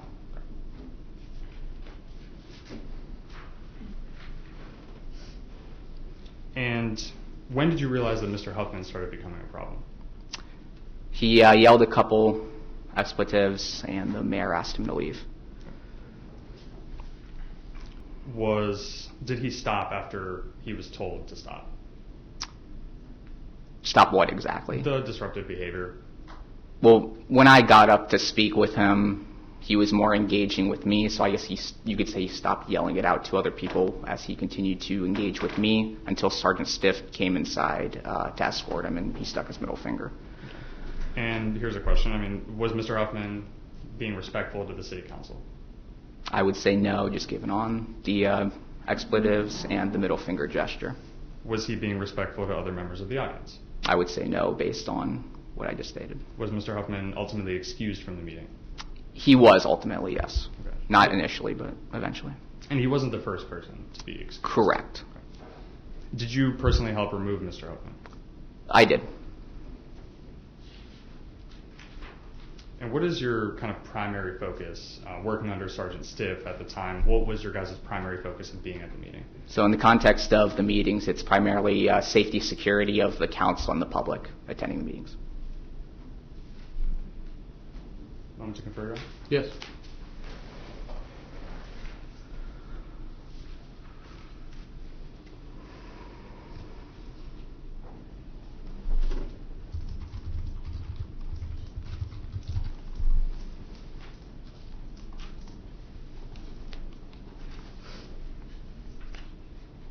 Detective Angeli? Yes. Do you remember specifically what was said by Mr. Huffman? I do. Do you want me to just say the expletives? As long as the judge is okay. If you're quoting, that is okay. So I do recall "fuck the police" and "suck my dick." Do you remember that garnering a reaction from the audience, or did anybody react to that, I guess is the question? I do recall gasps as I kind of walked up there. Okay. Did anybody else contribute to what Mr. Huffman was saying? There were other people kind of in passing, but my focus was mainly on just going to him, and there was another individual next to him, but there was a lot of commotion and whatnot at that time. Okay. And it's true that, at this time, when we started Body Worn, the meeting was in recess, right? Yes. Now, just because the meeting is in recess, does that mean that it's over? I necessarily can't answer that. It's not over in the sense that it's done and everyone's leaving. It's still going. It's just not occurring live, I guess, for the online people watching or the actual activity of the meeting. That's the best way I can put it. Do you know what happens, like say for the random viewer that was watching from CCTV, from their house or whatever, do you know what happens when a meeting goes into recess? Yes, so the recording of it, if you will, stops, and there is a kind of a statement the meeting is in recess until it is no longer, and then it presumes the minutes and what have you. Understood. And is it, based on your training and experience and everything you saw that day, did Mr. Huffman contribute to the disturbance and ultimately the recess? Objection, Your Honor. Basis? Misstatement of the evidence. The recess was already ongoing. Well, as to that basis of the objection, I'll overrule the objection. Your Honor, I'll rephrase. Will you answer that? So based on Mr. Huffman's conduct, would you say, based on your training and experience and what you saw, would you say that Mr. Huffman, contributed to the disturbance and the recess, maybe not necessarily in that order, but... I would, yes. Okay. Your Honor, no further questions. Thank you very much. Cross-examination? Yes, Your Honor.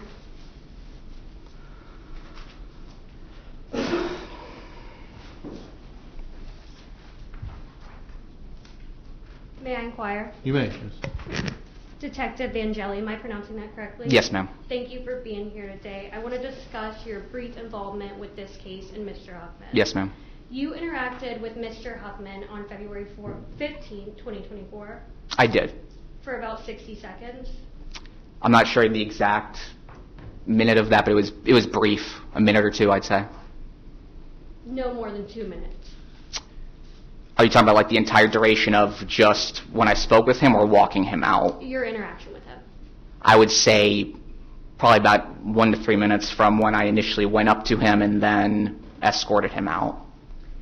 When you interacted with him, the meeting was on recess, correct? That is correct. Recess means break, correct? Generally, yes. Could it mean intermission?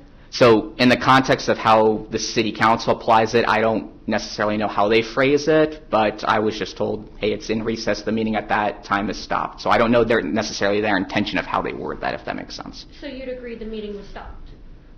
It was in recess. So however, the meeting at that time, the recording was stopped, there was a pause on it. However, the semantics you want to phrase that, it was stopped, yes. You'd agree that the meeting was paused? It was paused, yes. Basis? Misstatement of witness testimony. Well, it's, he can answer if he knows, so overruled. Can you tell us if the rules of decorum apply on recess? So as far as like the rules of the decorum that the city has, I'm not necessarily privy to that. The way I look at it in my context, there is safety and security of the council and all the people attending the meeting, so... I'm sorry. Yes, ma'am. My question is much simpler. Can you tell us yes or no? Could you repeat it, the question? If the rules of decorum apply on recess. I don't know. No actual business was occurring during this recess, correct? What do you mean by business? The meeting, nothing was being discussed during the meeting when it was on recess.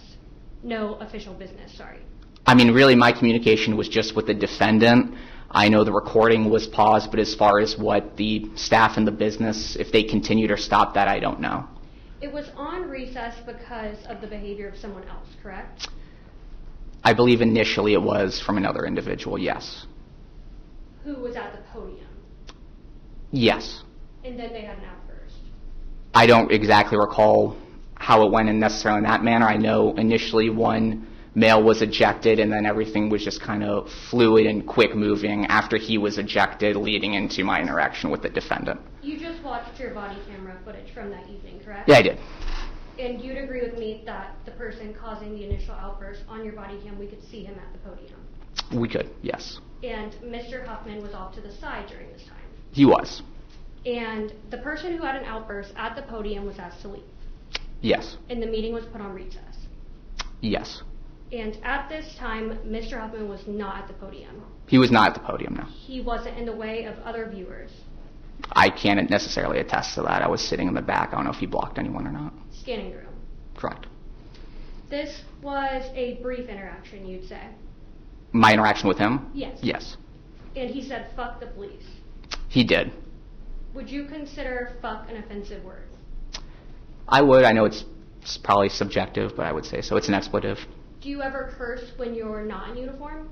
I do. So it's an expletive, but you use it? I do, but it's also in the context of where you're at. As a private citizen, you would use the word fuck? Objection, Your Honor. Well, I guess she was exploring the term of whether he considers it offensive or not. So within the context of that, I'll overrule the objection. So you can answer. Are you necessarily referring to like in a public setting, if I'm out in the beach or in this courtroom or just in my own house? Anywhere. Yes, I have said fuck as a private citizen. Just like Mr. Huffman did? No, not in that context. You used the word fuck, correct? Yes, but and not Mr. just... Huffman did as well? He did, but not, you said just like Mr. Hoffman, not necessarily just like him saying fuck the police in this context. I have used the F word before, yes. So after Mr. Huffman said a total of about 9 words, he was asked to leave the meeting? I didn't count the words, but he was asked to leave the meeting, yes. And it was on recess? When yes. He was asked to leave? To my knowledge, yes. He asked you if he could stay, correct? I don't know how he phrased it, but he did ask, I believe, if I was going to arrest him, if I was going to remove him, if I threatened him. You just watched the body camera footage as we all did, correct? I did, yes. In that footage, he asked if he could stay? I don't recall that exactly because we watched 3 minutes of footage. There was a lot of back and forth. I mean, if you want to play it again.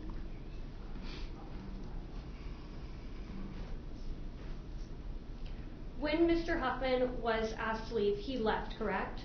He did after a little bit of time, yes. A little bit of time, meaning a minute. I don't know the exact to the count. I know when I asked him to leave a couple times, he finally left after Sergeant Stiff went initially, I think it was to the mayor, and then went to him. So, he left. He did leave, yes. Moment to confer. Yes. No further questions. Thank you. Any redirect? Yes, sir. So, Detective, you were asked about the recess, and you were asked a lot about it. So I want to briefly go through that, although we don't have to get into the definition. Right. Do the rules of decorum, I mean, maybe not like from, I understand that you're not a city council member. Right. And you didn't write the rules, but just from a general common sense standpoint, would the rules of decorum just get thrown out the window as soon as a recess is called? Objection, Your Honor. Basis? Speculation. Sustained. Are there any rules that still apply when a recess is called? Again, I can't necessarily attest to the rules of decorum, but as far as just behavior and whatnot, I mean, he asked for someone to be removed, and ultimately that was kind of the basis for it, was his behavior and why he was asked to remove. So if the mayor deemed it applicable, then it was. Understood. And then you were asked about, being a private citizen and some things you say or do in your private life. Would you, Detective, ever say, fuck the city council or fuck the police at a Clearwater City Council meeting? I would not. Even as a private citizen? Correct, I would not. And then you were asked about, 9 or so words and, Objection, Your Honor. Counsel testifying. Well, we didn't hear the question yet, so I guess we'll hear the question and we'll go from there. Why were those 9 words that I just mentioned, why were they enough cause for Mr. Huffman to be asked to be removed or to be removed? You're referring to the explicatives. It's due to the offensive basis, the context of where it is said amongst the citizens there. Did it seem like there was any legitimate purpose to what Mr. Huffman was doing? Objection, Your Honor. Basis? Speculation, lack of personal knowledge. And cultural legal conclusion, I'll say, kind of tied in with that. I think one of those is fine, but certainly with the others. I'll sustain the objection as phrased. I'll rephrase, Your Honor. Was Mr. Huffman there conducting city council business? I would say no. Objection, Your Honor. Basis? Speculation. Overruled, he can answer if he knows. I'm not certain. I would say no. No further questions, Your Honor. All right, thank you very much. Is this witness released from his subpoena? We'd ask that he remain on standby, Your Honor. All right, thank you, Detective. You are not yet released from your subpoena, so please step out of the courtroom and do not discuss your testimony with anybody else, okay? Yes, sir. All right, thank you. Can the attorneys please approach as well? Considering, yes. All right, so I think I read the room a bit. All right, so I'll take a brief comfort break here. So members of the jury, members of the jury, do not discuss anything in the courtroom here, evidence or otherwise, and we'll be in recess for 10 minutes or less. 10 minutes tops, all right? There you go. Thank you, no face down. Follow me.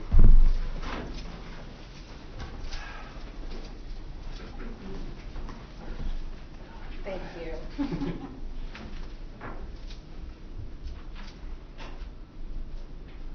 How do they hear it in court? Thank you, Deputy. Well, they answered the question for us about timing of it, so right. That's why I was asking to see if we needed to do that. All right, court's in recess for 10 minutes. All rise, please.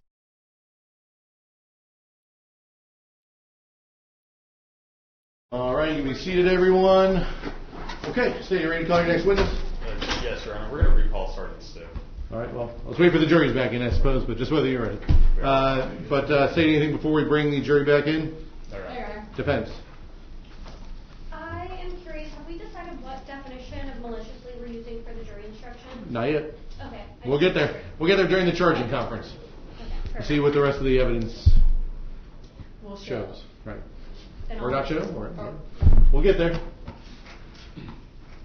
Ready to bring him in? Yes, we're good.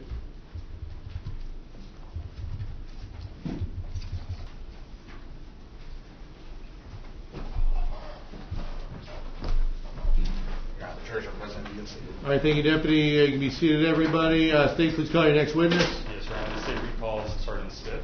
All right.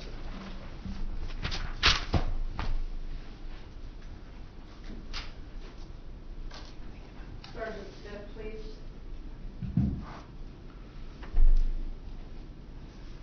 Deputy Atkinson. Sergeant Stiff, please. And Deputy, he's still under oath also.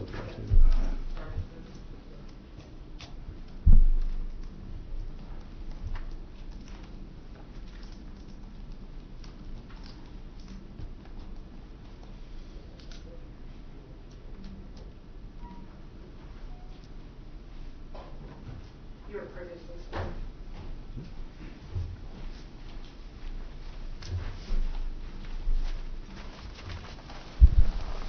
Sergeant Stiff, thank you for coming back. No, Your Honor, may I inquire? You may. Thank you. So, Sergeant, I just wanted to ask you briefly, were you able to observe Mr. Huffman's behavior, or demeanor, and things of that nature before the Michael Taylor situation ensued? Yes. Okay. And then, as you were excusing Mr. Taylor, not Mr. Huffman, were you able to observe Mr. Huffman? Yes, as I passed by him. Right.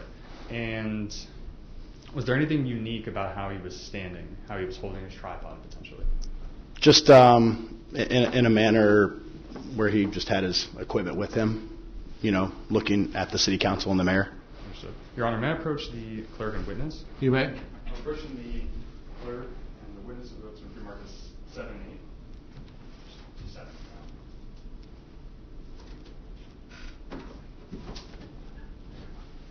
Showing this to defense.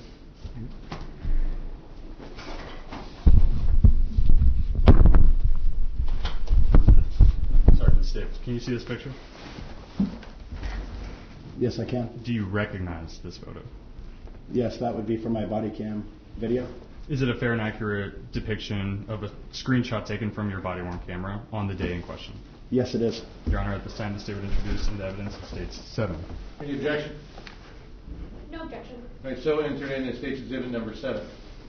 Sergeant, will you describe to us what is happening here and what Mr. Huffman is doing? Mr. Huffman is standing against the sidewall of the city council chambers next to this gentleman who is a Tampa Bay Times reporter, I believe. And Mr. Huffman's holding his tripod with his right hand, or with his left hand, and then with his right hand he has it along the front of the tripod with the middle finger. Okay. And do you believe this was intentional, Sergeant? Objection, Your Honor, speculation. As to what the intent was, that's a issue for the jury to decide as phrased. So if you want to rephrase it, you can. Okay. Sergeant, did this look like an accident, the way his middle finger was placed? No.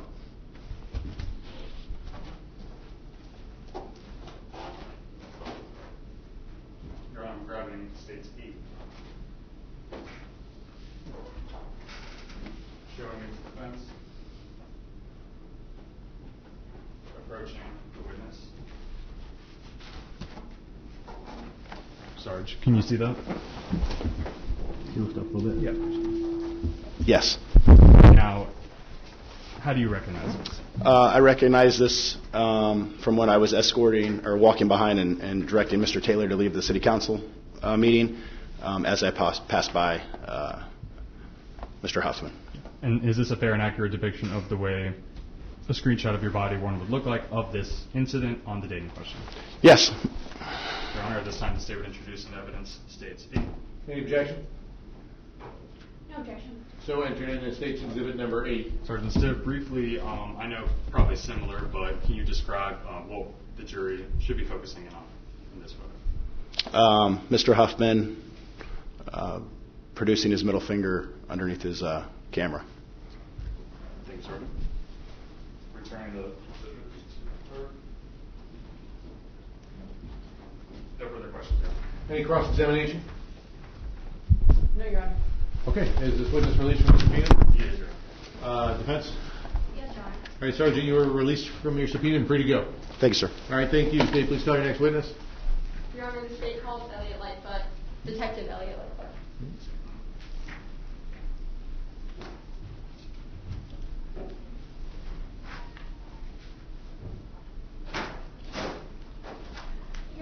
take down those exhibits? Oh, fair enough. I'm sorry I didn't see them there. Yes, you can not continuously publish them to the jury. Members of the jury, I will say that all the evidence that's entered in, you will be able to take back with you when you deliberate. Okay. Thank you. Yes. Right this way, please. Give the police stand right here. Face the clerk, raise your right hand, repeat the oath. Do you solemnly swear or affirm the testimony you're about to give will be the truth, the whole truth, and nothing but the truth? I do. I'm just going to have a seat, pull the chair all the way forward. Thank you. Your Honor, may I inquire? You may. Mr. Huffman, can you hear me all right? Yes. Okay. Good afternoon, Detective. Hi. Thank you for being here. Sure. Can you introduce yourself to us and spell your last name for the record? Sure. I am Detective Lightfoot, Lightfoot, with the Clearwater Police Department. How long have you been with the Clearwater Police Department? A little over 8 years. What's your current role there? I'm assigned to the robbery homicide unit. How long have you been assigned to that unit specifically? About 3.5 years. What are your primary day-to-day roles in your current role? Well, your primary day-to-day responsibilities, I should say. Yep. I would review and conduct any follow-up investigation that needs to be done on any cases assigned to me.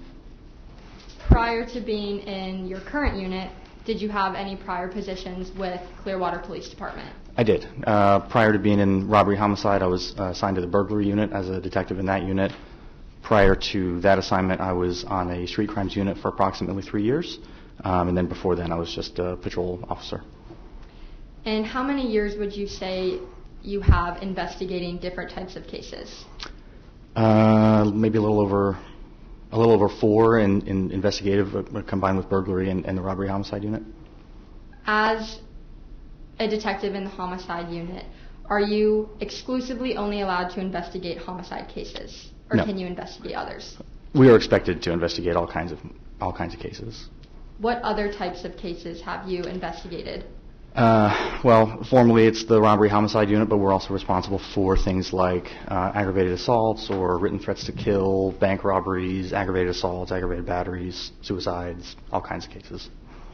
I want to turn your attention to February 15th, 2024. Okay. Were you still in the homicide unit at that time? Yes, ma'am. So tell us how you got involved in this case. Well, I would have come into the office like really any other day to review cases that would have been assigned to me. I was approached by a supervisor and informed about a situation at a city council meeting and asked to just kind of review the incident and see if there were any applicable charges or if anything happened that needed to be investigated further. Objection, Your Honor. Overruled for the time being. We'll see. Next question. How soon after the city council meeting were you called in to come in to help investigate? It would have been the following day. Okay. And after receiving your assignment to start investigating this case, can you tell us what your first step was? Sure. I was aware, in this case, that city council meetings are recorded and placed on the City of Clearwater's YouTube channel. So one of the first things I would have done is I would have reviewed the video from that incident. I became aware throughout the investigation that there were subjects involved that were filming themselves during the city council meeting. So I was able to identify and watch their YouTube channels to see sort of their perspective during the meeting as well. Objection, Your Honor. Basis. May we approach? You may.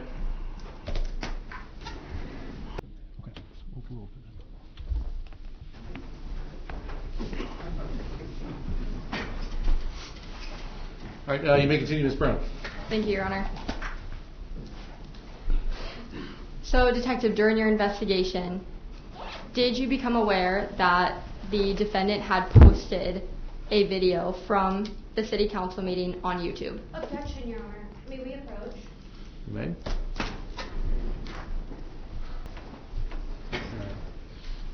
The objection is overruled. If you wish to re-ask the question, you may, Ms. Brown. So, Detective, when you were conducting your investigation, did it become made aware to you that the defendant had posted a video from the city council meeting on YouTube? That's correct. After you reviewed those videos, what did you do next? one of my next steps in this investigation was to identify people who would have been nearby enough during this incident to where they may have been affected by some of the behavior that was going on during the city council meeting. Were you able to identify any people, individuals who were there? I was. Were you able to make contact with them? Yes. Do you remember how many people you conducted interviews with during your investigation of this case? For this specific incident, there were 3 individuals that I spoke with over the phone. Were those 3 individuals regular citizens? That's correct, yeah. And I'm sorry, did you state that you spoke with them over the phone? I did, yeah. Okay. When you spoke with these individuals, it was separate? Correct. Why is it important to speak with witnesses separately when conducting an investigation? It's important to speak with them individually as opposed to as a group, so that if they're in a group, one might overhear what the other one has to say, and it could influence what they have to say or what they felt about a situation or how they remember it. It's beneficial to interview them independently so that you don't have to worry about somebody influencing somebody else's, the information that they might provide. Do you remember about how long after you began your investigation these interviews took place? I don't remember specifically. That's okay. When you spoke with these witnesses, were they cooperative? Yes. Do you remember if you asked them similar questions? Mm-hmm. I did.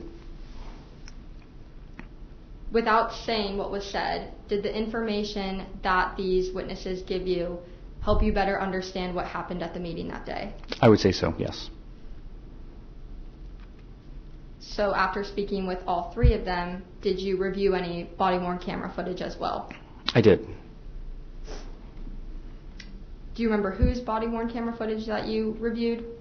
I believe would have been Sergeant Stiff from the Clearwater Police Department as well as Officer Vangelli from the Clearwater Police Department. Did that footage also help you get a better understanding of what had occurred at the city council meeting that day? It did.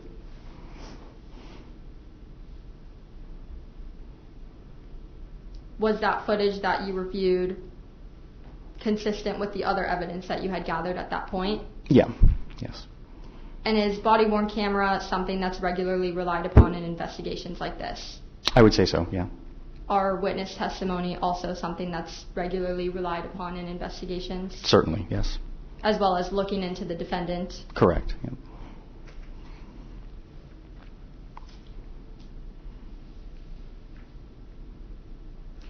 After doing all of that, did you take any other steps? I would have kind of conferred with my supervisor and written a report, which they would have reviewed. Is writing a report another standard practice when you're doing an investigation? Yes. If you remember, do you know how long this investigation took? I don't remember specifically. What do you know if it typically investigations like this, do they take days? Oh, yeah, days, I would say so. So you didn't do it in just one day? No, certainly not. Okay. Based on your experience, did you take all of the appropriate steps when looking into this case? Yes. And I know that you're a homicide detective, and obviously homicides are very serious cases, but can you tell us why this incident still warranted a very full and thorough investigation? Well, after reviewing the evidence, including the video and the body-worn camera, and seeing what happened at this incident, in my opinion, there were still victims of an offense that deserved, to not have to experience that. So I felt it was serious enough to warrant, an investigation and report written. A moment to confer, Your Honor. Yes. No further questions. Thank you very much. Any cross-examination? Yes, Your Honor. All right.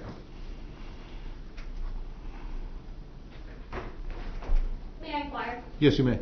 Hi, good afternoon, Detective Hello. Lightfoot. Thank you for being here today. Sure. You mentioned on direct it's important to interview people when looking into a case. Yes. It's so important, and that's why you took on this case. Correct. You've never met Mr. Huffman, correct? That's correct. You have never attempted to contact him. That's correct. You have not met the individual you are testifying against today in court. Correct. You investigated this case.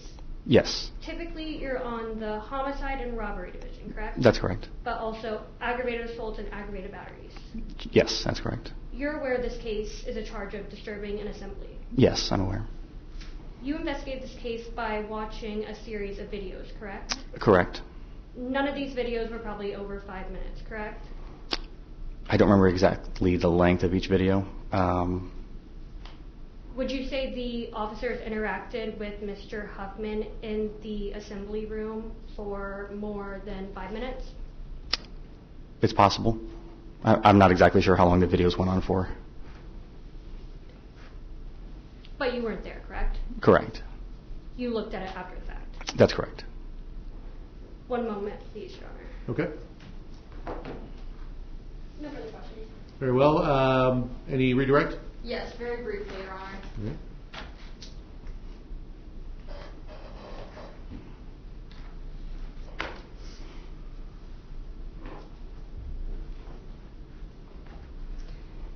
Why didn't you interview Mr. Huffman? In a case like this, it may not necessarily be required to interview if I feel that the elements of a crime have been met based on witness testimony and the other evidence that exists, like body-worn camera video and the video Mr. Huffman posted to his YouTube channel, as well as the video of the city council meeting. It's also the case that typically I am investigating felony cases, so in this case it's correct, it's a misdemeanor charge, and so it was important to me that I confer with my supervisor first to advise that I write a report, and that's kind of where it was left for the time being. Based off of the evidence that you did review, did you feel it was necessary to speak with him? I did not. You also were asked about the length of footage that you watched. Does it matter how long the footage is? I would say it doesn't. Did you need anything else? No, I did not. Why not? In review of the video, I found that the elements of the offense were met based on my observations and based on the testimony from witnesses. Moment to confer, Your Honor. Yes.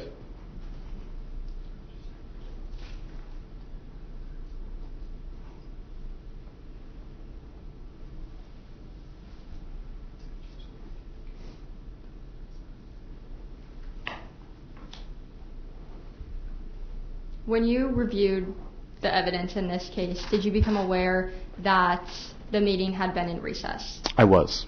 Did that change your opinion at all as to your investigation in this case? No. Did it matter that it was in recess? No. No further questions, Your Honor. Thank you. Is this witness released from the subpoena? Yes, Your Honor. Any objection? No objection, Your Honor. All right, Detective, you're released from your subpoena and you're free to go. Thank you, sir. Thank you. State, please call your next witness. Thank you. Stay rest, Your Honor. All right, very well. So, members of the jury, we need to discuss some matters outside of your presence. So, we're going to take a recess, I'm guessing about 20 minutes or so. We'll do the best that we can with you. And make sure you do not discuss your testimony. Not your testimony. You didn't testify. Anybody's testimony or evidence with each other. And with that, we'll call you back as soon as we can.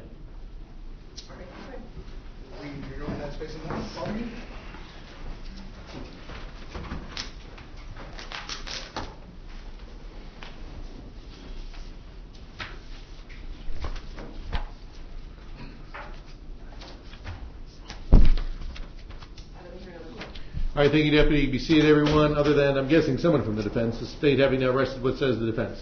The defense moves for judgment of acquittal, but I'm curious what definition of malicious we're using that I should apply. Well, again, none of the charging, we're not at the charging conference yet, so you can argue what you think applies, and then we'll go from there. And if I think the other one needs to be addressed, I'll cue you in, Mr. Witt. Understood, Your Honor. The defense moves for judgment of acquittal pursuant to Florida Rule of Criminal Procedure 3.380. In this case, the state, the non-moving party, has not presented a prima facie case against Mr. Huffman that meets the elements of the crime charge, such as disturbing an assembly. They haven't even proved that during recess that time is also the assembly. It's not written into the rules, and they also have not proved that whatever those rules are of decorum apply, like whatever is in the decorum doesn't mean that they can legally charge him with a crime. I also want to point out that they failed to establish the willful and malicious elements, the knowingly, intentionally, and purposely. He asked the deputies if the meeting was on recess, and they didn't answer him. We tried to inquire whether that meant the rules didn't apply, never got a solid answer. I couldn't locate it in the rules we were provided that during recess the rules apply. It wasn't written straight out, and I also want to point out that, one moment please, the malicious element of the crime, regardless of definition, they definitely have not satisfied it because they haven't explained why he did it, what his intent was. I haven't even heard that touched on today, so that element undoubtedly has not been met. You said for which definition, I'm sorry? Either definition of maliciously. Okay. Okay, anything else from the defense? Do you have anything to add? No, Your Honor. State response. Yes, Your Honor. When viewing the evidence in light of the non-moving party being the state, we have put on a prima facie case to show that Mr. Huffman interrupted or disturbed a lawful assembly, 871.01, subsection 1. We put on Rosemary Paul testified first. She laid a kind of a foundation and the ground rules for everything that's happening. She stated multiple times that it did not matter whether or not the meeting was in a recess. We heard very similar testimony from the other witnesses in this case where although they might not exactly know because they're not themselves the mayor, but they, common sense as well as testimony and you know everything from their experience states that just because the meeting went into recess because of a disruption does not mean that all the rules go out the window, Your Honor. So as far as the elements are concerned, willfully, we showed that he had his middle finger on the tripod. We showed that he screamed certain expletives. He did that knowing that he was doing that. It wasn't, you know, like someone bumped into him and screamed a curse word on accident or in reaction to something. So he did this intentionally. And as far as maliciously, if we were to go with the first definition, intentionally and without any lawful justification or excuse, Mr. Huffman. I think that's, if I may, and defense, feel free to agree with me. I think that the second definition of maliciously probably would be what the evidence more supports as opposed to lawful justification of malicious. But I could be wrong. I don't know. I'll hear argument, but we're not there yet. Anyway, go ahead, Mr. Goldenberg. Yes, Your Honor. So either way, whichever definition we would rely on, if we were especially to rely on the second definition, ill will, hatred, spite, or an evil intent, Mr. Huffman did not fill out a comment card. He didn't follow the procedure as we heard testimony about for, you know, exercising his First Amendment right and his free speech. He waited for an interruption to occur, and he added fuel to the fire. Okay. Then we heard testimony from Detective Lightfoot that he posted the video on his social media. There wasn't a lot of other testimony about that, but I think it's a question for the jury, both whether or not the recess matters, as well as how much weight they should give the fact that he put a YouTube video up from this date of offense. Okay. So, Your Honor, for those reasons, we ask that you deny defense's judgment. Any rebuttal argument? Yes, Your Honor. I just want to point out that with the disturbing of an assembly, it requires an assembly, and the state still has not proved that the rules show that during a recess, the rules of decorum still apply. We just didn't get a solid answer. We didn't get a solid answer from the person who's been employed by the city of Clearwater for 23 years and is the city clerk. So I'm just struggling to understand how we even got here when that hasn't been proven in the rules. Okay. Well, thank you. Well, the standard is whether or not the state's been able to, in the light most favorable to the state, whether or not they've been able to prove a prima facie case of interrupting or disturbing a lawful assembly. The jury instruction reads, to prove the crime of interrupting or disturbing a lawful assembly, the state must prove the following element beyond a reasonable doubt. Anthony Huffman willfully and maliciously interrupted or disturbed an assembly of people meeting for any lawful purpose. Willfully means knowing, intentionally, and purposely. Maliciously, and then there's two separate definitions. The intentionally and without lawful justification or excuse, I'm struggling with that one as could be applicable. But maliciously, the second definition, ill will, hatred, spite, or evil intent. Again, is the most generous reading to the state is what we're looking at. So what the defense has made clear for the defense, and even from Mr. Huffman's statements, on the video, or one of the body-worn cameras, I should say, is that the argument is that the meeting was in recess, therefore the decorum rules did not apply. Therefore, what the actions that were done, that the state says were done, do not rise to the level of disturbing an assembly. And so the defense argues, in large part, that because it wasn't because they're in recess, not actively conducting business, I'm getting that right, that there wasn't a meeting going on. The testimony from Ms. Call is what is going to cause me to deny the judgment of acquittal. She stated, whether this is true or not, I don't know, right? But this is what she testified to.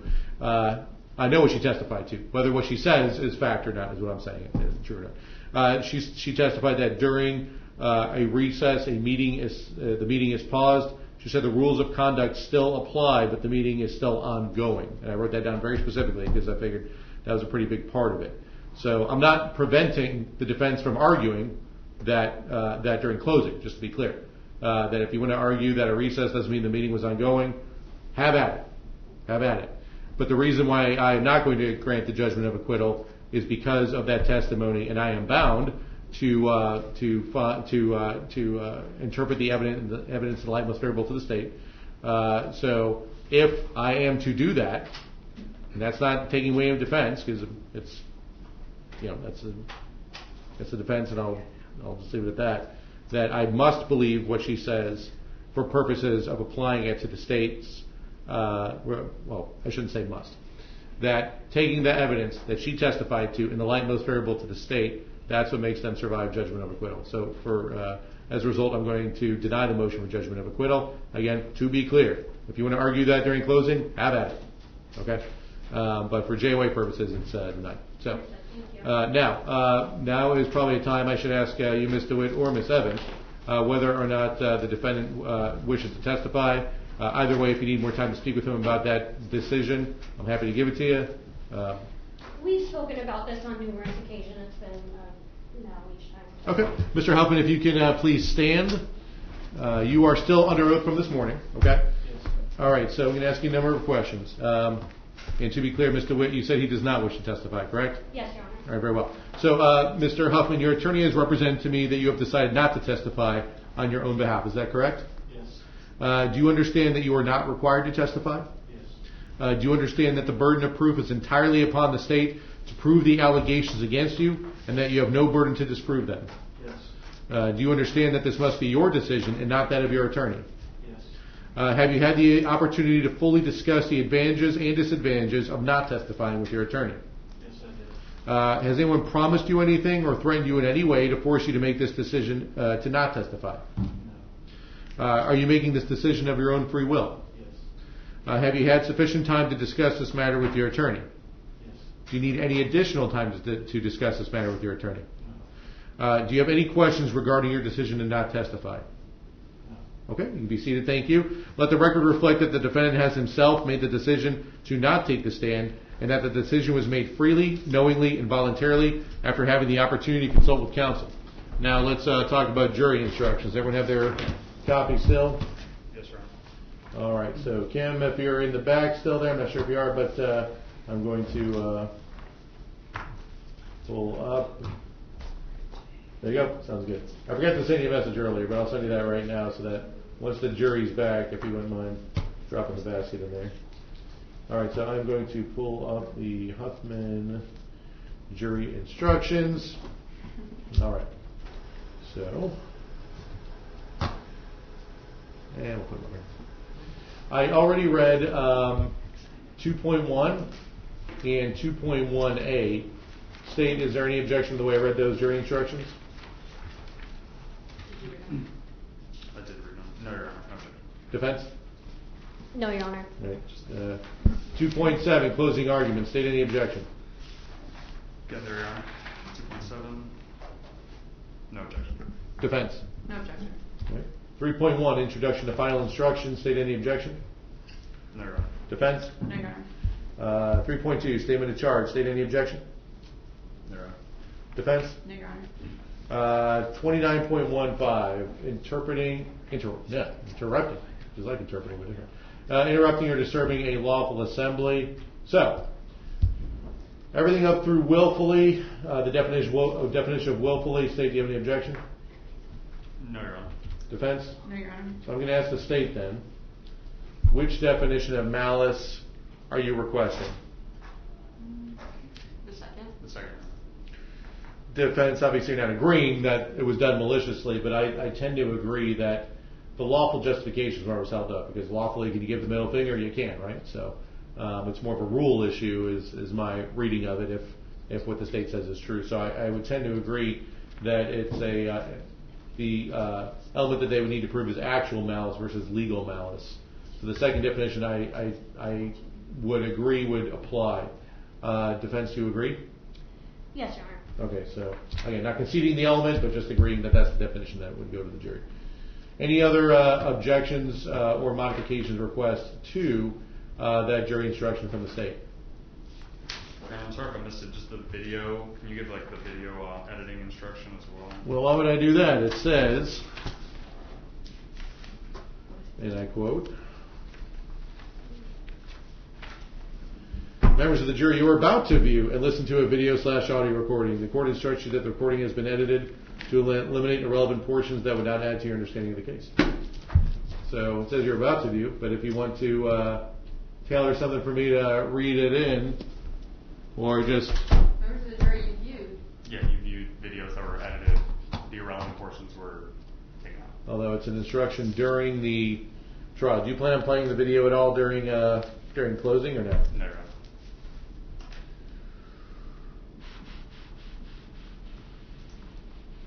What says the defense? No comment. Right, when in doubt.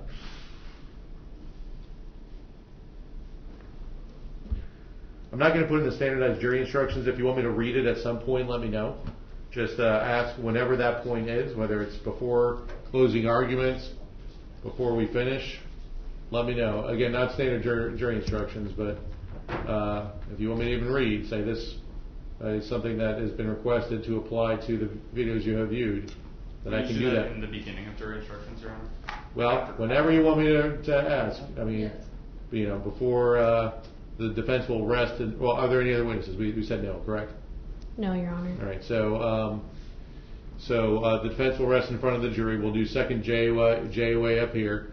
Then, if you want to ask me up here to read that before we go into closings, I'll say this applies to what is in evidence already. If you want. Sound good? Yes, sir. Thank you. Defense, any objection to that? No objection. All right, very well. 3.7, plea of not guilty, reasonable doubt. State any objection?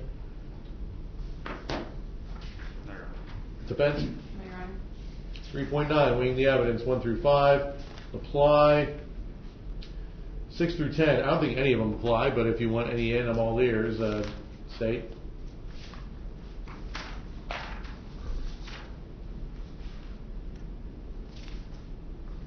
Your Honor, I'm sorry, which part are we on? 6 through 10 of the weighing the evidence instruction, 3.9. Says give as applicable. Let me ask the defense. Do you think any of them apply? I don't think so, Your Honor. You don't think so either? Can you just give us a second to read it, Your Honor?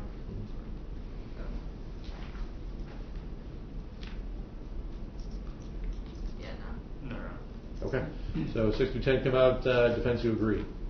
Yes, Your Honor. All right, very well. Law enforcement witness, defense, do you want that in? Yes, Your Honor. All right, so take that in, or keep that in. Expert witness, accomplices and informants, child witness, defendant testifying, all come out. State, do you agree? Yes, Your Honor. Defense, you agree? Yes, Your Honor. Witness talk to a lawyer, state, do you want that in or no? Because you're the one who called a witness, that's the reason I asked.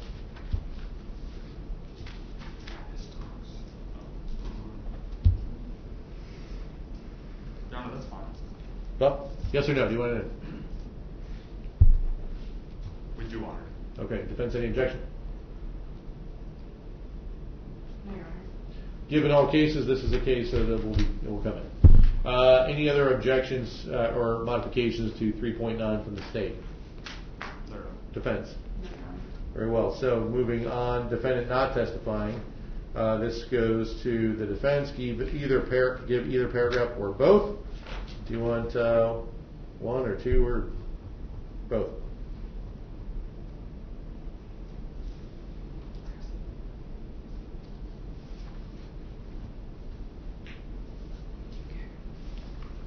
One moment, please, Your Honor. We'll leave it to your judgment. Well, it's your request. It's whatever you want. You said You get one, each paragraph, you get one, two, or both, is what I'm saying. both, please. Okay. State any objection? Not that you really have much of a ground to stand on, but do you have any objection? Zero. I do. Constitution is still not capitalized. And that's for another day, I guess. Rules for deliberation, 3.10. State any objection? Zero. Defense? All right. Let's change the formatting on that. Cautionary instruction, 3.11. State any objection? Zero. Defense? Verdicts, there are no lesser included, so we'll take out the italicized and the highlighted parts there. State, you agree? Yes, sir. At least I don't believe there's any. So other than that highlighted and italicized part being taken out, any objection from the state? For 3.12. Zero. Defense? Very well. Submitting case to the jury, 3.13. State any objection? Zero. Defense? All right. So any other modifications or special jury instructions requested in this case from the state? Zero. Defense? All right. Cam, you with me still?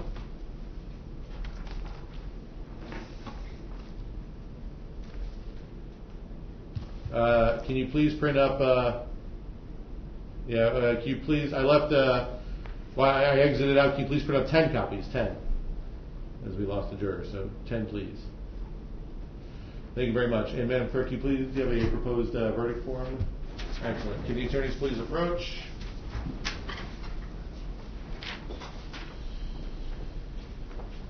All right. Notwithstanding that not guilty should be on top. Any objections from the verdict form from the defense? Nope.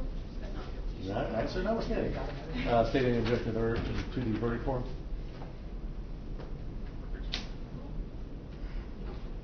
All right, good to go. Oh, was there something else? No. Oh, no. The defense always says not guilty should be on top. Yeah, no, you're good. I'll hold on to it up here and use it during jury instructions. I'll hand it back to you. Before we bring the jury back in, can I run to the Yeah, well, we got to print up the jury instructions. So we'll be in recess closing. How much time is each side requesting? I've got a number in mind, and it should not go above that. Wait, what's your number? I can tell you. I'll tell you how much time you're requesting. Say 30 minutes between the two of us. All right, that's the top end of it. 10 minutes. I assume that. Well, you can go 30 if you're entitled to the same amount of time they're doing it. I will be very quick. Then, Your Honor, let me first. change that. Maybe, let's say like 20? You're held to 20. So, okay, 20 minutes it shall be. Does anyone want a warning if they're running up on time? No. You can just call. No, Your Honor. Well, yeah, then what if I have to cough regularly, right? Then you'll be confused. Okay, so I think let's do 4:20 by my clock. So I've got 4:11 by my watch. That's slightly ahead. So your phones and watches, 4:20 will be in recess on the clock. Did everybody can attorneys please approach? One copy each. If you can please review that to see if there is any objection to the final printed copies. You don't have to read them right here if you don't want to. I'm not going to see him on the computer. I got you.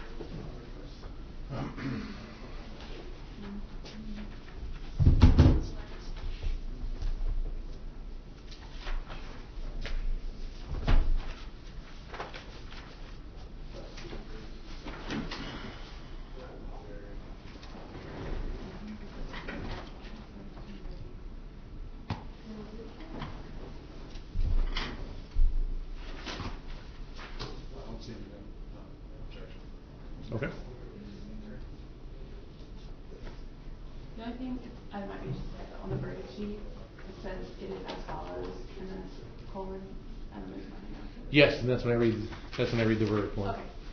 So you're correct, but by design. Just a hanging colon. Sure. Okay. Sounds like a medical condition. All right. Any objections from the defense? No, Your Honor. From the state? No, Your Honor. All right, very well. So, anything else? Yeah, on standby. Emergency standby for jury instructions. There you go. All right, so and the jury is all good to go? They are. They're all back in the room, ready to go when you are. Very good. So what we'll do is we'll bring the jury in. I'll ask what says the defense. Defense will rest in front of the jury. We'll approach. If you have any motions at the bench, we'll do that. Then state, if you want me to read that instruction, we'll do it, and then we'll roll into closing arguments. Sound good from the state? Yes, Your Honor. Defense? Yes, Your Honor. All right, unless he changes his mind between here and there about testifying, we're good. All right, Deputy, we are good to go. Yes, sir.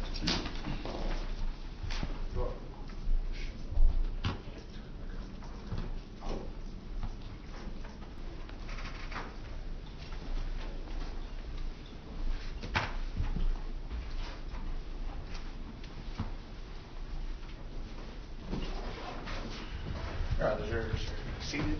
All right, thank you. Be seated, everybody. The state having now rested, what says the defense? The defense rests, Your Honor. All right, thank you. Can the attorneys approach, please?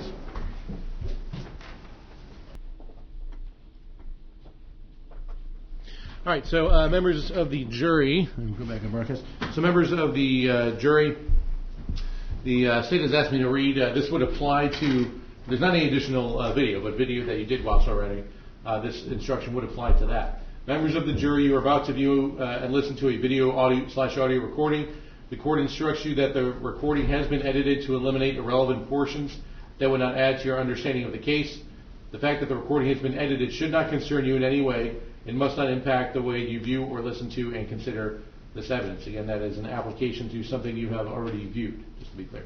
All right, so with that being said, both the state and the defendant having now rested their cases, or have now rested their case, the attorneys now will present their final arguments.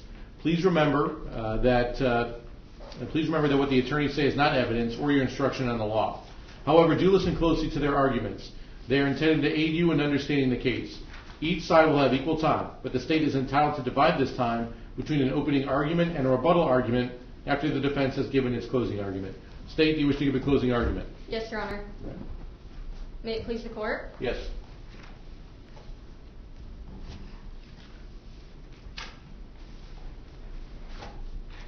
Counsel.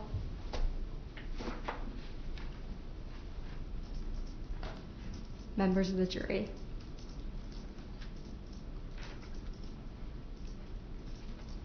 When a meeting is in recess, the meeting is still ongoing.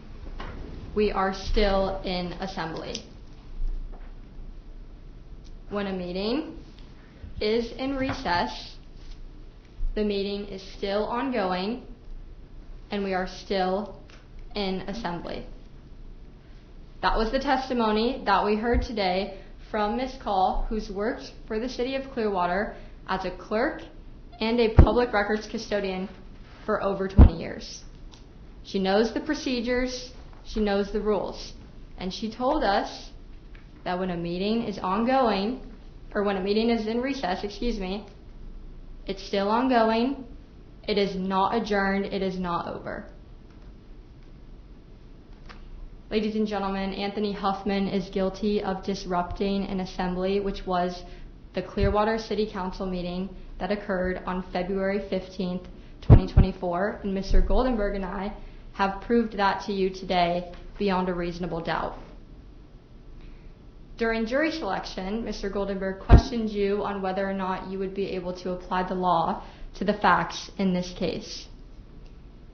Regardless of what you think about Mr. Huffman, what you think about this case, we know it's not the crime of the century. But your job as jurors is to look at the law and apply what we have shown you in evidence today. And so my job right now is I'm going to show you some of the jury instructions that you're going to get when you go back into the jury deliberation room. And so this is a packet. It has all the instructions which Judge Simitovich is going to instruct you on once all of us finally sit down, and you get to take it back.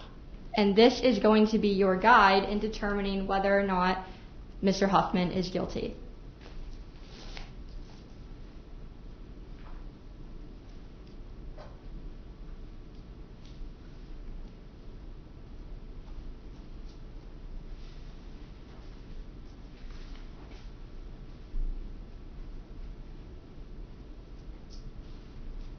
So if you look up there, you can see exactly the law that we have to prove.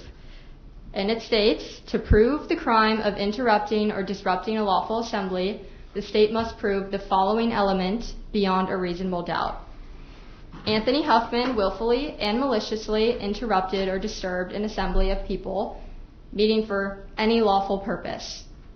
Willfully means knowingly, intentionally, and purposely. Maliciously means with ill will, hatred, spite, or an evil intent. Right now, I want to just walk with you to apply the facts to this law to show you exactly why and how this is met in this case. So first we have Anthony Huffman willfully and maliciously. So let's deal with those first. Willfully means knowingly, intentionally, and purposefully. During the city council meeting, he said, "Fuck the police, fuck the city council, suck my dick." He said fuck the police a few times, and when you go back into the jury deliberation room, I encourage you to listen to all the body cam because you'll be able to hear it, and you can even count amongst yourselves like how many times he said it, who he was saying it to, directing it to. You should go back and you should watch and you should listen. I really do encourage y'all to do that. There's nothing in evidence that indicates that he was provoked. He said those words willfully. No one forced him to say them. No one told him to say them.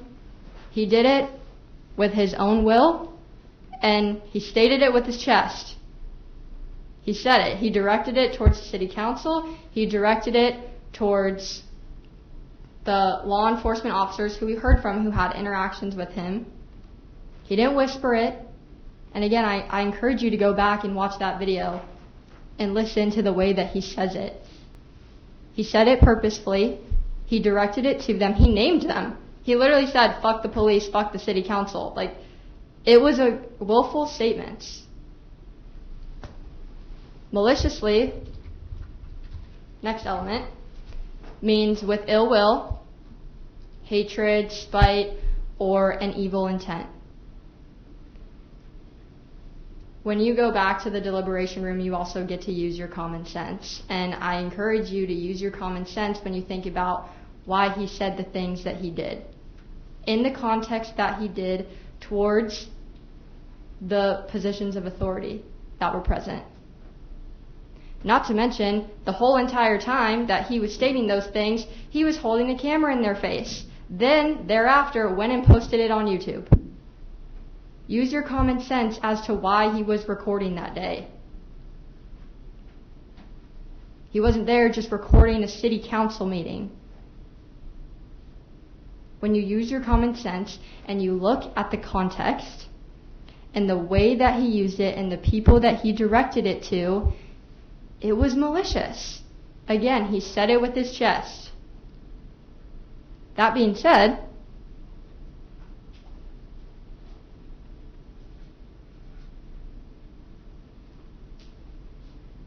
those two elements are met. And typically I would stand over there to do it, but I want to make sure Mr. Huffman can hear me. So then we have interrupted or disturbed an assembly of people meeting for any lawful purpose. Again, the whole issue of whether this meeting was in recess. You heard from Ms. Call that that did not matter and that the rules of conduct still apply when a recess is happening. Not to mention, the recess was ongoing because they couldn't restart the meeting because of the defendant. Because of how he was engaging with the law enforcement officers, they weren't able to restart conducting business once Mr. Taylor was escorted out because he continued it. That's why it was still paused. You also heard from Detective Lightfoot, who is a very experienced detective, and he told you that when he investigated this case and he knew that it was in recess, that did not change his investigation in any way. He's a very experienced detective. The recess does not matter. Also, when you go and you watch the video, the city council members are still right in their seats. The mayor is still right in his seat. Nobody's moved. The people of the citizens who were also there, they're all still there. They're all still assembling at this time that this is happening.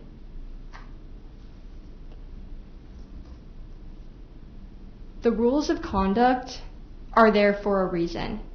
You heard Ms. Call state that the purpose of these meetings are to conduct city business. I think she mentioned something about proclamations and things like that. You have to have order at these meetings.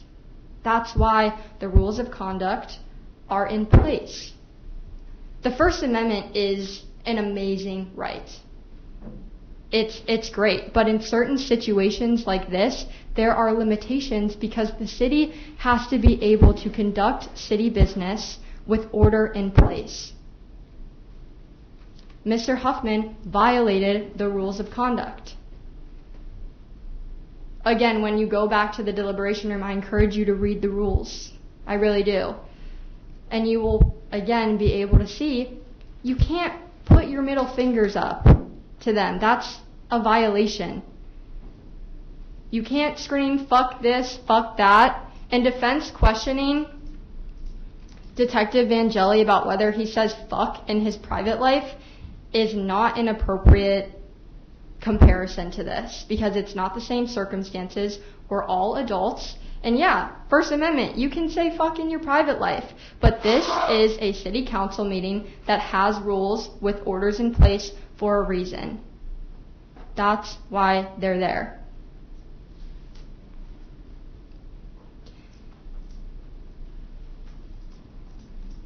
After listening to all of the testimony and you watch the videos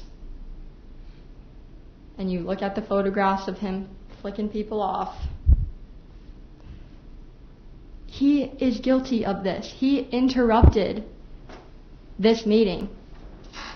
Nowhere in these jury instructions are you going to see something that says, oh, he had to start the disruption. That's not part of this law. You have to think to yourselves whether his actions caused a disruption. When Mr. Taylor was exited out of the building, the meeting was not allowed to begin again because of this defendant, because he was still causing problems. If he was not interrupting, the meeting would have started again, and it didn't. It still took, I don't know, however long, a couple minutes for them to get him out. And the fact that the law enforcement officers' interaction with him was short does not matter because that's all it took. They didn't need to wait for him to keep yelling these profanities. Once is enough because he was warned by the mayor, he didn't stop, and then he was warned again, so he was escorted out. That's just how the protocol is.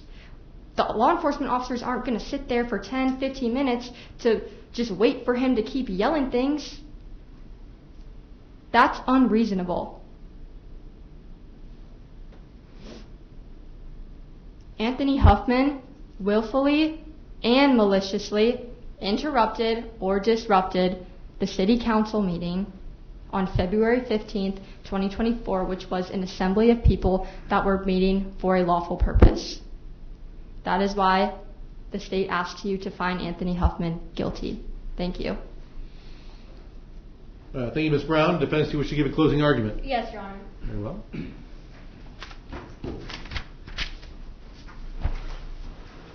May it please the court? Yes. Counsel, members of the jury. We're here today because the state of Florida has charged Mr. Anthony Huffman with disturbing an assembly. Emphasis on assembly. Just keep that in mind. I'm glad Ms. Brown brought up common sense because I'm going to use that throughout and not muddy the waters as some individuals did this afternoon. We're here because the state has charged them with disturbing an assembly. In order to find Mr. Huffman guilty of disturbing an assembly, the state has to prove that beyond a reasonable doubt. This is a big task. It's an extremely high burden, and it's a burden that belongs to the state alone. It's not mine, it's not Mr. Huffman's, it's not yours, it's the state's. I'm going to pause right there. Can I take that down? Oh, yes, good point, Ms. Brown. Sorry. Yeah, that's right. Where were we? Beyond a reasonable doubt is an extremely high burden.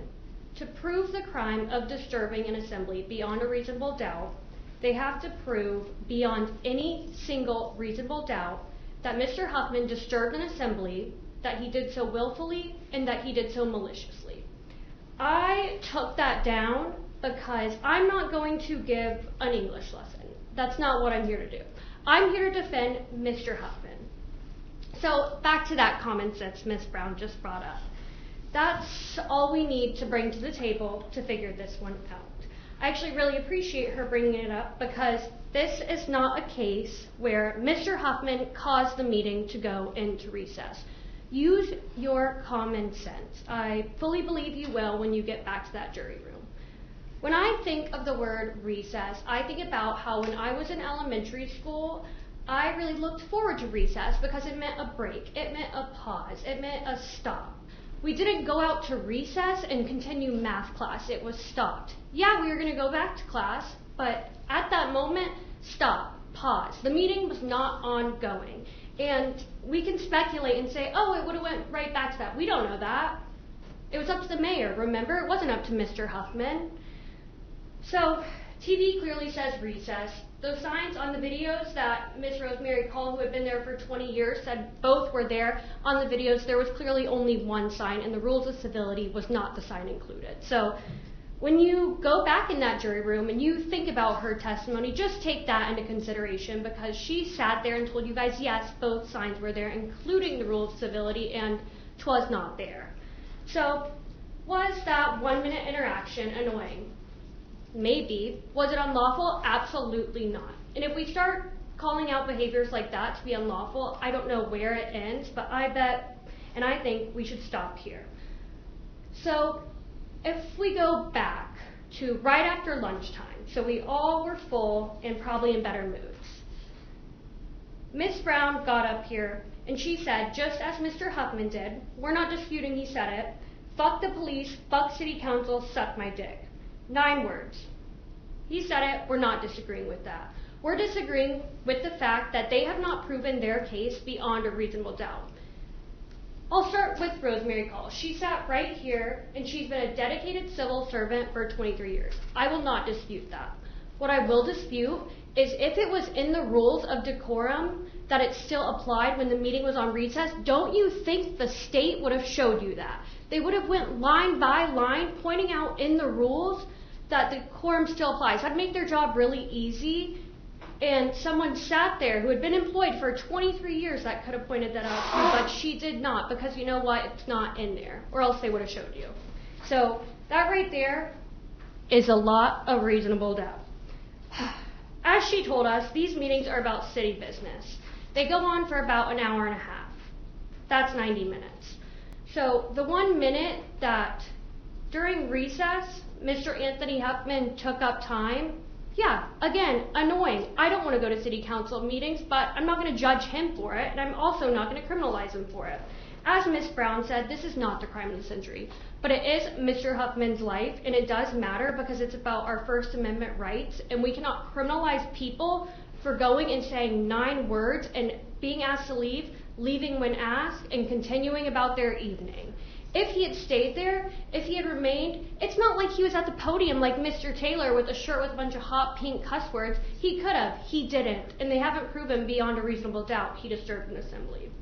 They did not even point to where in the rules, where it says decorum still applies. 23 years. You know, she did tell us that. She did not point to where in the rules that decorum still applies.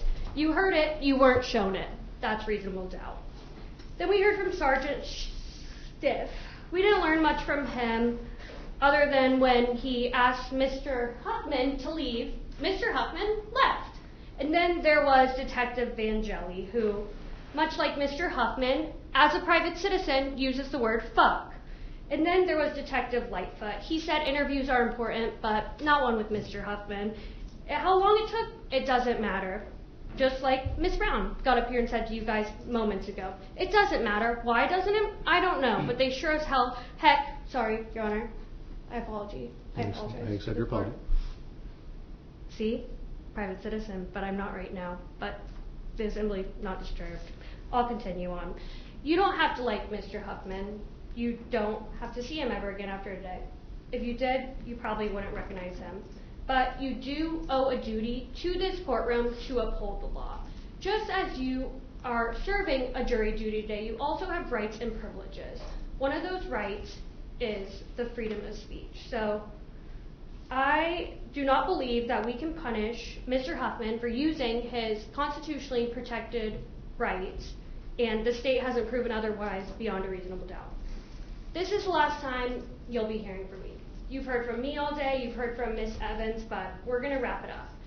On behalf of myself, Ms. Evans, and Mr. Huffman, I ask that you listen to the law, pay attention to the evidence, pay attention to the state's lack of evidence, and when you get to that verdict room, or deliberation room, you'll choose the verdict that's fair and just, the verdict that's supported by the law, the evidence, and, as Ms. Brown said, your own common sense. Please find Mr. Huffman not guilty. Thank you. Thank you, Mr. Witt. State, do you wish to give a rebuttal argument? Yes, Your Honor. May I please come forward? Yes. And Mr. Goldenberg, for your reference, the state has 9 minutes remaining. Understood, Your Honor. I'll make it work. Middle last now, sir. Members of the jury, thank you for your time today. This is a really good time to explain and to let you know that what lawyers say in trial is not evidence at all. What I say isn't evidence, what Ms. Brown said wasn't evidence, it wasn't evidence. Ms. Evans and Mr. Witt, that is argument. It is not evidence. The only form of evidence that you saw today was the photographs, the videos, and the testimony. There's some documents we introduced through Ms. Rosemary Call, the clerk. That is what you should consider in this case, as well as the law that the judge presents to you, and that Ms. Brown went over. You know, as you can tell, this is probably a very contentious process, right? You sat here all day, you've heard us argue back and forth. We certainly don't agree on most aspects of this case. Something that we definitely agree on is that Mr. Huffman was there that day. The rest is kind of up in the air, I guess. Are we in recess? Are we in recess? Are we in recess? Mr. Huffman said that multiple times. I think he said it 3 or 4 times. There's a reason he was so concerned about it. He was wondering if there's a way for him to maybe bend an extra rule or potentially get the speech that he wants to get out while the disturbance is happening. He's thinking, well, it's a recess. I can do whatever I want. As if just because there's a recess, the rules of decorum just get thrown out the window. City Council can vote to give away all their money to the SPCA during a recess. They could vote to pay themselves in peanuts instead of a US dollar currency salary. They can do everything according to defense because they're in a recess. That just doesn't make sense. That doesn't speak to your common sense. It's not what your common sense would tell you. And we heard a lot about First Amendment protections today. We talked in jury selection, some speech is protected, some speech isn't. It kind of depends on the circumstance of where it's said, what's happening, what's going on around. Defense doesn't get to use the First Amendment both as a sword and a shield today. They don't get to use it as a sword with the statements that he made. He's allowed to personally attack people at the city council, say fuck the police, interrupt the meeting, further interrupt the meeting, escalate. But then when in the hot seat, First Amendment protects me. I'm going to use it as a shield. It doesn't get to be both ways. And Mr. Huffman, just to go off of my the recess point I was just saying, we took many recesses today. We took, 6, 7, 8 recesses, and the trial still continued. We still brought you back here. We still continued the trial. It's not like every time you came back there was just utter chaos going on in the courtroom, everybody running around and screaming. So there has to be some sort of order. And that's exactly what the point that we're trying to make today. We also heard testimony, and we heard from defense, that maybe he wasn't the first person to initiate it. Maybe he didn't start it. But he certainly didn't make it any better. He certainly didn't stop when asked to stop being disrespectful. He didn't just stand there in the corner with his camera recording the incident. He participated in it. He was pouring gasoline all over this already lit fire. And you heard from some detectives today. You kind of heard from almost like a chain of command in a way. There was, at the time, Detective Angeli was not a detective. He was working under Sergeant Stiff. You heard from Sergeant Stiff, the next person in the chain of command. And then you heard from Detective Lightfoot, who really doesn't handle this type of case. He handles all sorts of different types of cases. Homicides, stalking, batteries, all sorts of different stuff. Suicides. So you got the analysis. You saw the way Officer Vangeli handled it, now detective, very respectfully. Nobody tackled Mr. Huffman. Nobody put his hands on Mr. Huffman. Nobody screamed at Mr. Huffman. Everybody was very respectful besides Mr. Huffman.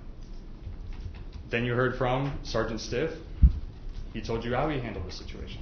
And then you heard from Detective Lightfoot, who wasn't there, but although he wasn't there, he still reviewed all the evidence, he watched the body worn, and he used his years of experience and the detective experience that he has to review this case. And he gave it the same merit and the same attention that he would a homicide case. And that's exactly how we presented this case to you. Through those officers, through Rosemary Call, we showed you all the evidence.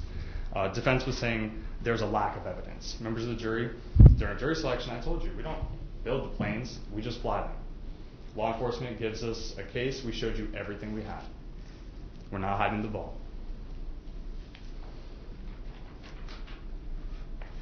And we heard some things about whether we can criminalize this behavior, whether it's protected or not. And again, I urge you to look at the context of the situation. Can Clearwater have continued their meeting with Mr. Huffman acting the way he did, with everybody else starting to scream, with everything just going downhill from there? They had to interrupt the meeting. It went into recess. Everybody was still gathered just waiting for the interruption to end. And then Mr. Huffman kept going and kept going and kept going. Mr. Huffman had no legitimate reason for being there. He doesn't live in Clearwater. He doesn't have any property in Clearwater or businesses in Objection, Your Clearwater. Honor. Facts, not evidence. Sustained. Members of the jury, what Mr. Huffman did was not okay. And today, after hearing all the evidence and hearing the testimony and the arguments, we're going to ask you to think about whether this is the type of behavior that we're willing to condone. And I urge you that it isn't. Find Mr. Huffman, hold Mr. Huffman accountable, and find him guilty. Thank you. Thank you, Mr. Goldenberg. Deputy, would you mind handing out the jury instructions to the jury, please?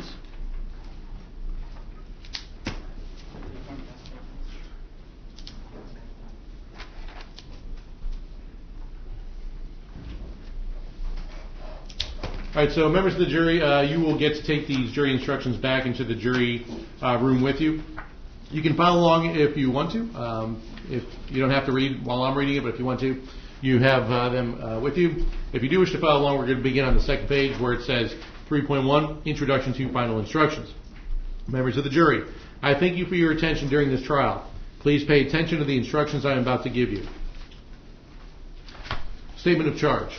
Anthony Huffman, the defendant in this case, has been accused of the crime of disturbing an assembly, interrupting or disturbing a lawful assembly. To prove the crime of interrupting or disturbing a lawful assembly, the state must prove the following element beyond a reasonable doubt. Anthony Huffman willfully and maliciously interrupted or disturbed an assembly of people meeting for any lawful purpose. Willfully means knowingly, intentionally, and purposely. Maliciously means with ill will, hatred, spite, or an evil intent. Plea of not guilty, reasonable doubt, and burden of proof. The defendant has entered a plea of not guilty. This means you must presume or believe the defendant is innocent. The presumption stays with the defendant as to each material allegation in the information through each stage of the trial, unless it has been overcome by the evidence to the exclusion of and beyond a reasonable doubt. To overcome the defendant's presumption of innocence, the state has the burden of proving the crime with which the defendant is charged was committed, and the defendant is the person who committed the crime. The defendant is not required to present evidence or prove anything. Whenever the words reasonable doubt are used, you must consider the following. Proof beyond a reasonable doubt does not mean proof beyond all doubt. A reasonable doubt is not a mere possible doubt, a speculative, imaginary, or forced doubt. Such a doubt must not influence you to return a verdict of not guilty if you have an abiding conviction of guilt. On the other hand, if after carefully considering, comparing, and weighing all the evidence, there is not an abiding conviction of guilt, or if having a conviction, it is one which is not stable, but one which wavers and vacillates, then the charge is not proved beyond every reasonable doubt, and you must find the defendant not guilty because the doubt is reasonable. It is to the evidence introduced in this trial, and to it alone, that you are to look for that proof. A reasonable doubt as to the guilt of the defendant may arise from the evidence, conflict in the evidence, or the lack of evidence. If you have a reasonable doubt, you should find the defendant not guilty. If you have no reasonable doubt, you should find the defendant guilty. Weighing the evidence. It is up to you to decide what evidence is reliable. You should use your common sense in deciding which is the best evidence and which evidence should not be relied upon in considering your verdict. You may find some of the evidence not reliable or less reliable than other evidence. You should consider how the witnesses acted, as well as what they said. Some things you should consider are: 1. Did the witness seem to have an opportunity to see and know the things about which the witness testified? 2. Did the witness seem to have an accurate memory? 3. Was the witness honest and straightforward in answering the attorney's questions? 4. Did the witness have some interest in how the case should be decided? 5. Does the witness's testimony agree with the other testimony and other evidence in this case? Whether the state has met its burden of proof does not depend upon the number of witnesses it has called or upon the number of exhibits it has offered, but instead upon the nature and quality of the evidence presented. The fact that a witness is employed in law enforcement does not mean that his testimony deserves more or less consideration than that of any other witness. It is entirely proper for a lawyer to talk to a witness about what testimony the witness would give if called to the courtroom. The witness should not be discredited by talking to a lawyer about his or her testimony. You may rely upon your own conclusion about the credibility of any witness. A juror may believe or disbelieve all or any part of the evidence or the testimony of any witness. Defendant not testifying. The Constitution requires the state to prove its accusations against the defendant. It is not necessary for the defendant to disprove anything, nor is the defendant required to prove his innocence. It is up to the state to prove the defendant's guilt by evidence. The defendant exercised a fundamental right by choosing not to be a witness in this case. You must not view this as an admission of guilt, or be influenced in any way by his decision. No juror should ever be concerned that the defendant did or did not take the witness stand to give testimony in the case. Rules for deliberation. These are some general rules that apply to your discussion. You must follow these rules in order to return a lawful verdict. 1. You must follow the law as it is set out in these instructions. If you fail to follow the law, your verdict will be a miscarriage of justice. There is no reason for failing to follow the law in this case. All of us are depending upon you to make a wise and legal decision in this matter. 2. This case must be decided only upon the evidence that you have heard from the testimony of the witnesses and have seen in the form of the exhibits and evidence and these instructions. 3. This case must not be decided for or against anyone because you feel sorry for anyone or are angry at anyone. 4. Remember, the lawyers are not on trial. Your feelings about them should not influence your decision in this case. 5. Your duty is to determine if the defendant has been proven guilty or not in accord with the law. It is the judge's job to determine a proper sentence if the defendant is found guilty. 6. Whatever verdict you render must be unanimous. That is, each juror must agree to the same verdict. 7. Your verdict should not be influenced by feelings of prejudice, bias, or sympathy. Your verdict must be based on the evidence and on the law contained in these instructions. Cautionary instruction. Deciding a verdict is exclusively your job. I cannot participate in that decision in any way. Please disregard anything I may have said or done that made you think I preferred one verdict over another. Verdict. You may find the defendant guilty as charged in the information or not guilty. If you find that no offense has been proven beyond a reasonable doubt, then of course your verdict must be not guilty. This verdict must be unanimous. That is, all of you must agree to the same verdict. The verdict must be in writing, and for your convenience, the necessary verdict form has been prepared for you. It is as follows, and you don't have that here. I have this here with me, and it will go back to the jury suite with you. It reads, disturbing an assembly, we the jury find as follows as to the defendant in this case. Check only one. Either A, the defendant is guilty of disturbing the assembly as charged, or B, the defendant is not guilty. The foreperson is going to sign their name, print their name, and date.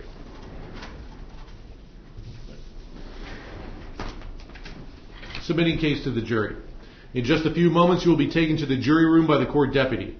The first thing you should do is choose a foreperson who will preside over your deliberations. The foreperson should see to it that your discussions are carried on in an organized way and that everyone has a fair chance to be heard.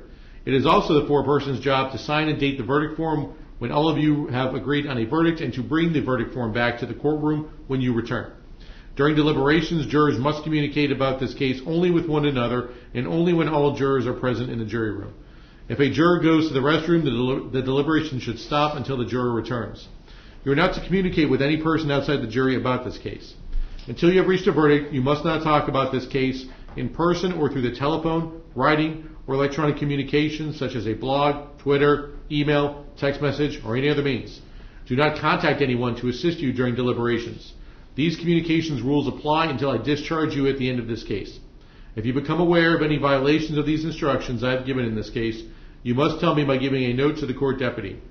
Many of you may have cell phones, tablets, laptops, or other electronic devices, including a smartwatch, here in the courtroom. The rules do not allow you to bring your phones or any of those types of electronic devices into the jury room.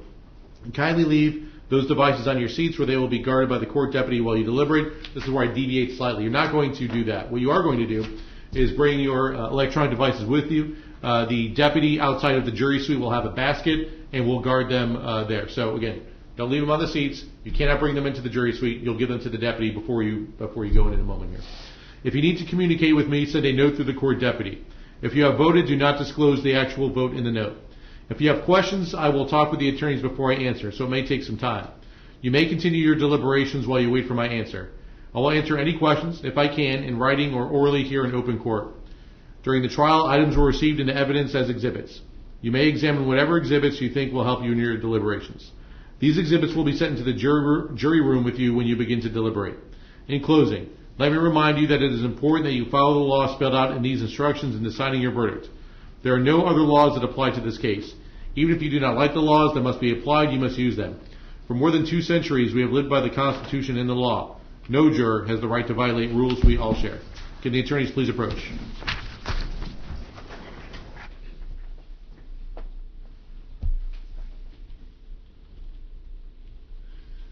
Any objection to the way I read the jury instructions for the state? That's perfect.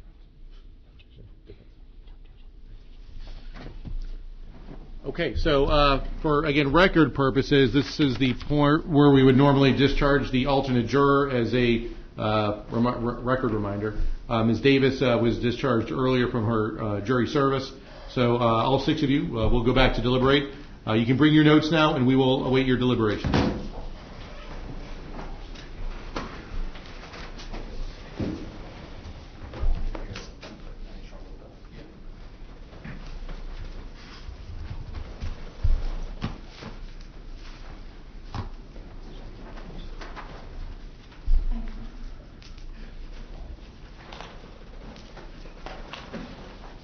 Is there I guess for the state, is there anything, if the jurors wish to watch a video, you don't have to, you got it. Provided Okay. it. Sounds good, okay, I just didn't see. And I told the deputy if they have any trouble to. Sounds good, okay.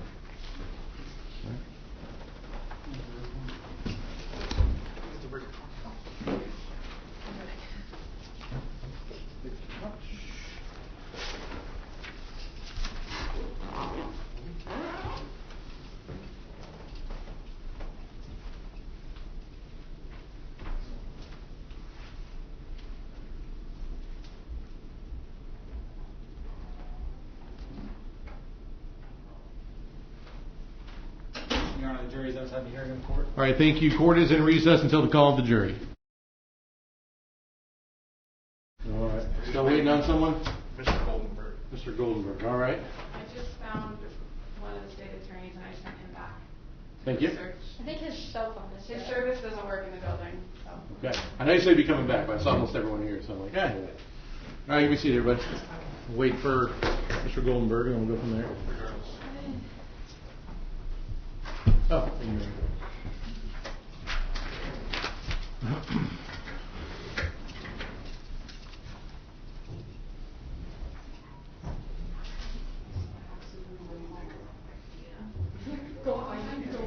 And I'm like, I want to go home.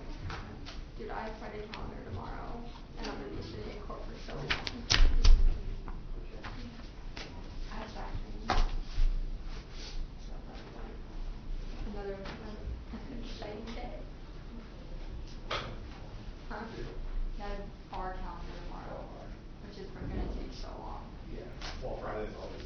Yeah. How many in custody do you have anymore? I'm not sure. Usually we have like the bring, don't bring meeting. I do, but I'm not. I apologize, Aaron. That's all right. I wasn't there today, obviously, so I'm not sure how many custodies there are. Okay, so we have all parties, including Mr. Huffman. Mr. Huffman, can you hear me as well? Yes, sir. All right, very good. Deputy, what do you say? The jury has reached a verdict, sir. All right, thank you. Can we please bring them in?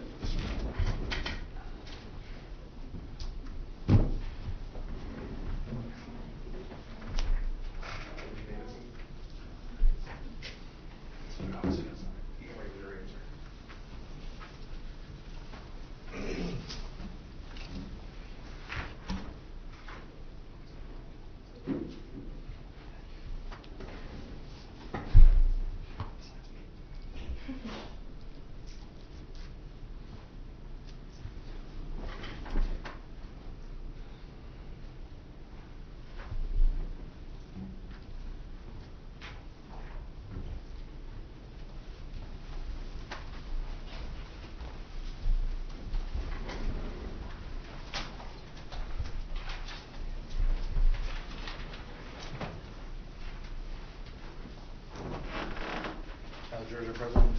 All right, thank you. If the jury has reached a unanimous verdict in this case, I would ask that the foreperson please hand the verdict form to the deputy, and then you may have a seat. State you may be seated. Defense, if you can please remain standing. Okay. At this time, I would ask that the request that the defendant please remain standing, and Madam Clerk, if you can please publish the verdict. Yes, Your Honor. In County Court, Pinellas County, Florida, for the state of Florida versus Anthony Huffman, in case number 2411657MM, for disturbing an assembly, we, the jury, find as follows: as to the defendant in this case, the defendant is guilty of disturbing an assembly as charged. So say we all, the foreperson of the jury, Nicholas Hager, on the state. Oh, sorry. Thank you, Madam Clerk. Defense, do you wish to poll the jury?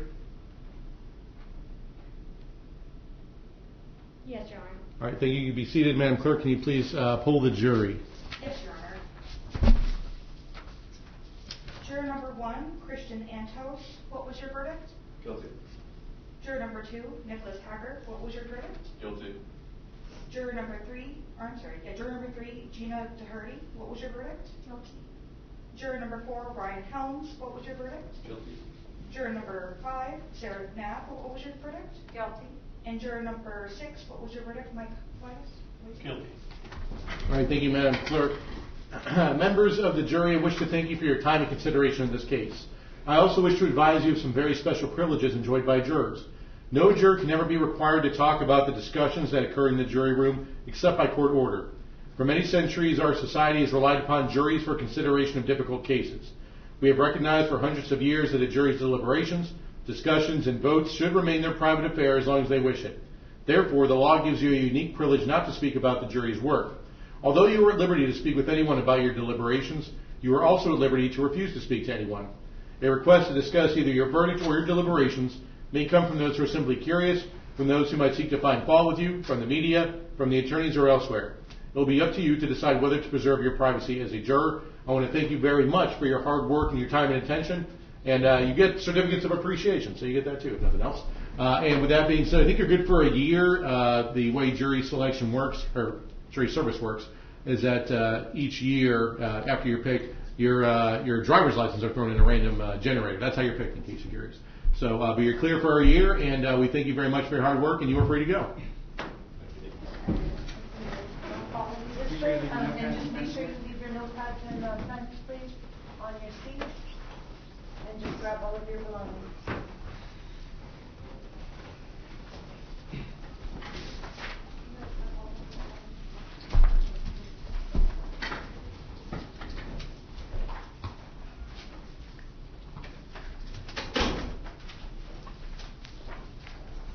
We're all clear?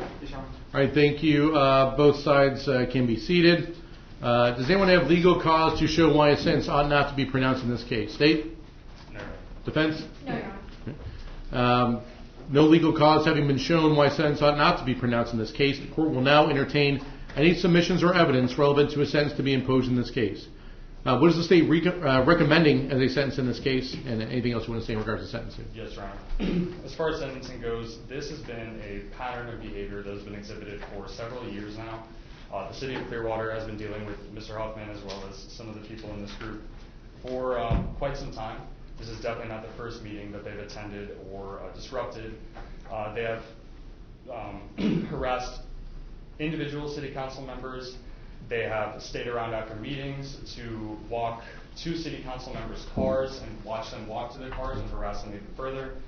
Your Honor, this behavior needs to be curbed and it needs to be stopped. So our recommendation from the state is 60 days in the county jail followed by 6 months of probation.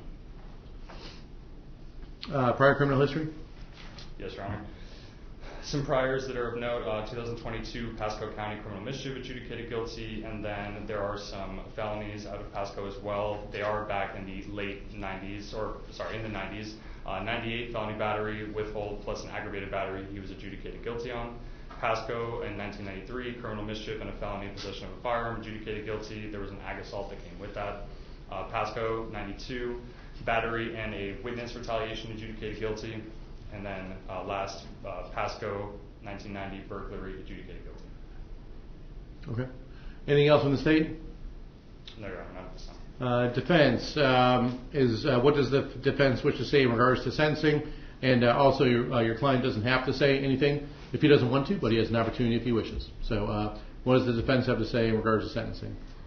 I'll start and I'll see if he wants to speak a few words, but you don't have to if you don't want to. The state's initial offer in this case was an adjudication of guilt, $500 court costs and fines. I think it's interesting that sentencing is the first time we're hearing about this pattern of behavior. Yes, there was a 2022 criminal mischief and stuff in the 90s, but Mr. Huffman has sat through every single proceeding, been patient, been respectful to the court and to the state. I would ask that the court sentence him to the original offer of adjudication of guilt, court costs, and fines, because I truly don't think a sentence of anything more than 0 days in jail is going to help or teach him anything. I think this process has taught him a lot. He clearly is just passionate, and if what we saw on the videos is what they're worried about, they've gotten the result that they hope for. So if that's not enough to curb the behavior, then they can come back and talk about the pattern of behavior. What about and I this is the first time I'm hearing about it also about additional behavior also, which obviously is not relevant for the charge itself. It's the first I'm hearing about. Anything to discuss about that, Ms. DeWitt? No, Your Honor. I think if it applied here, it would have been spoken about throughout this proceeding through legal methods of getting it into evidence and hearing about it today.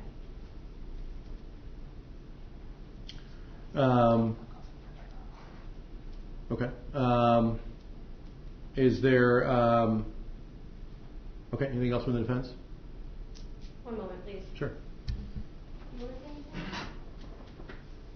I think I should say a little something. Okay. So, Mr. Huffman, that's fine. Let's just, if you can approach with your counsel to the microphone there, and then we'll go from there. I've been disabled for almost 20 years. I have a bad back and neck. I hardly sleep at night. I may get 2 or 3 hours of sleep.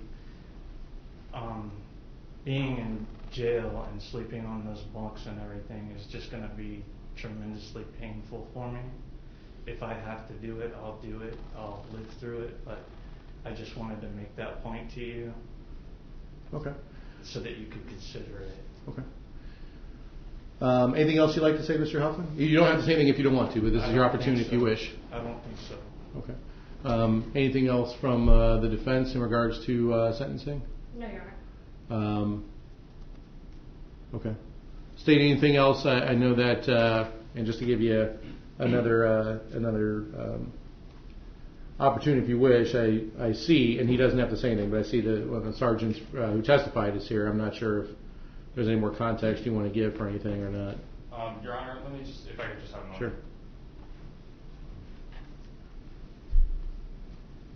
He doesn't have to, but it's just because you brought it out. So if you want to talk with him, if someone here is interested.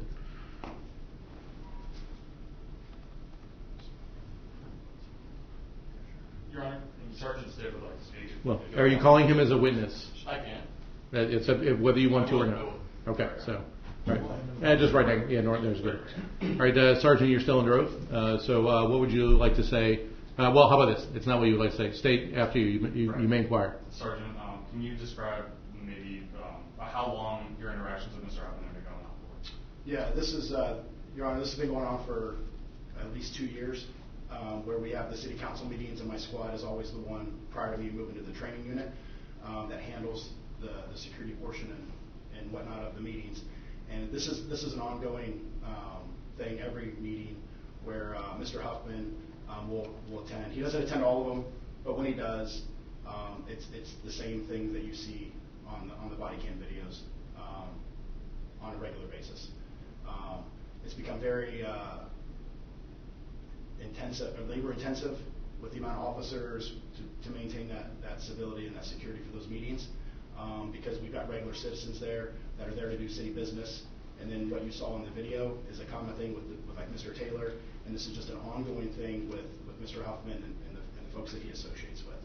So I just wanted to pass that on to you that us as a law enforcement agency has tried to do everything to protect those folks that come to those meetings. We've had citizens tell us, they've told the city council they don't want to come to the meetings because of this, and they're city residents. So thank you for giving me the opportunity just to add a little bit to that. Okay. Well, before you go, though, state any other questions for the sergeant? Sergeant Stitt, to your knowledge, does Mr. Huffman live in Pinellas County? No, Mr. Huffman lives in Pasco County. Any other questions? Defense, any questions? It's not cross-examination, but more like any questions of a witness who the state has called in regards to sentencing. No. Okay. All right. Thank you. Grab a seat there. Thank you, Your Honor. You're welcome. Anything else from the state? Not this time. All right. And then Mr. Witt, just because I allowed that for the state because I saw there was potentially someone else who wanted to speak here. I'll give the defense the last opportunity if you wish to present anything else. Just that 60 days is the maximum. Obviously, that's what the state is asking for. If Mr. Taylor, who caused the initial disturbance, was next to me, I would understand a little bit more, but he's not. Mr. Huffman is not the person who started on February 15th, 2024, and that's why we're here today. He has been at every single proceeding. I get the law enforcement aspect, I get the safety. He didn't put anyone in danger. That's my perspective. I'm sure the state feels differently, but I'll leave that to Your Honor. Okay. Okay. Thank you, Mr. Witt.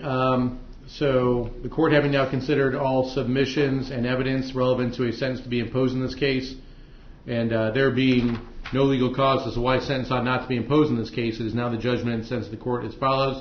You are hereby adjudicated guilty of the charge. You will be placed on 6 months of probation. Court costs, that includes court costs and fines, the amount of $500. That includes a discretionary amount of $120.95 per the Florida Supreme Court. Are there invest costs on this one? I doubt it because he wasn't arrested. All right. Additionally, as a condition of that probation, in addition to the court costs and fines, you must attend an 8-hour anger management course.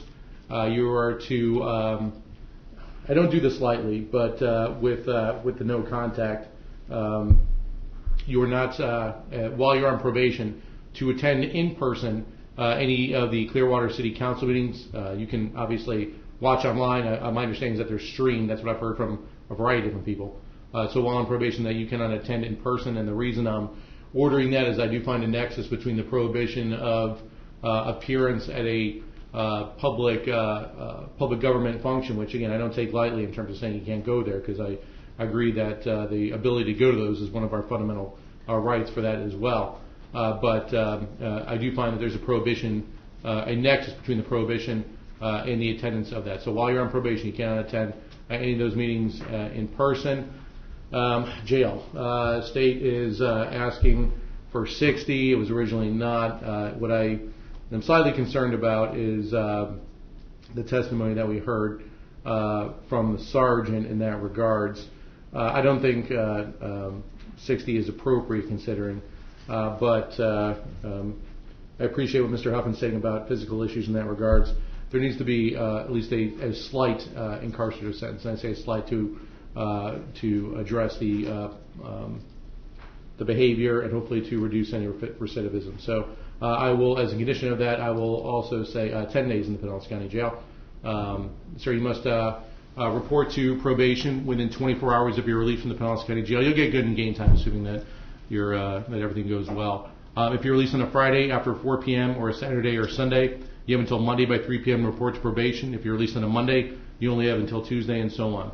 I echo in large part what Ms. DeWitt says, which is that you have always been, Mr. Huffman, in this courtroom, well-behaved, decent, seem to be, in all my interactions, a good person to deal with. So hopefully this is the last we see of you in this regard, and I do wish you the best of luck, okay? Okay. All right, thank you very much, sir. All right.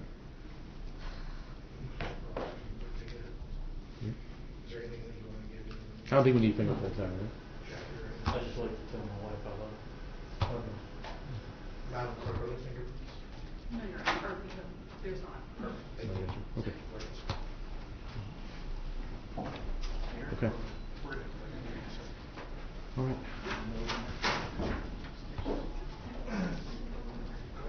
So with that being said, I show court is adjourned. All right.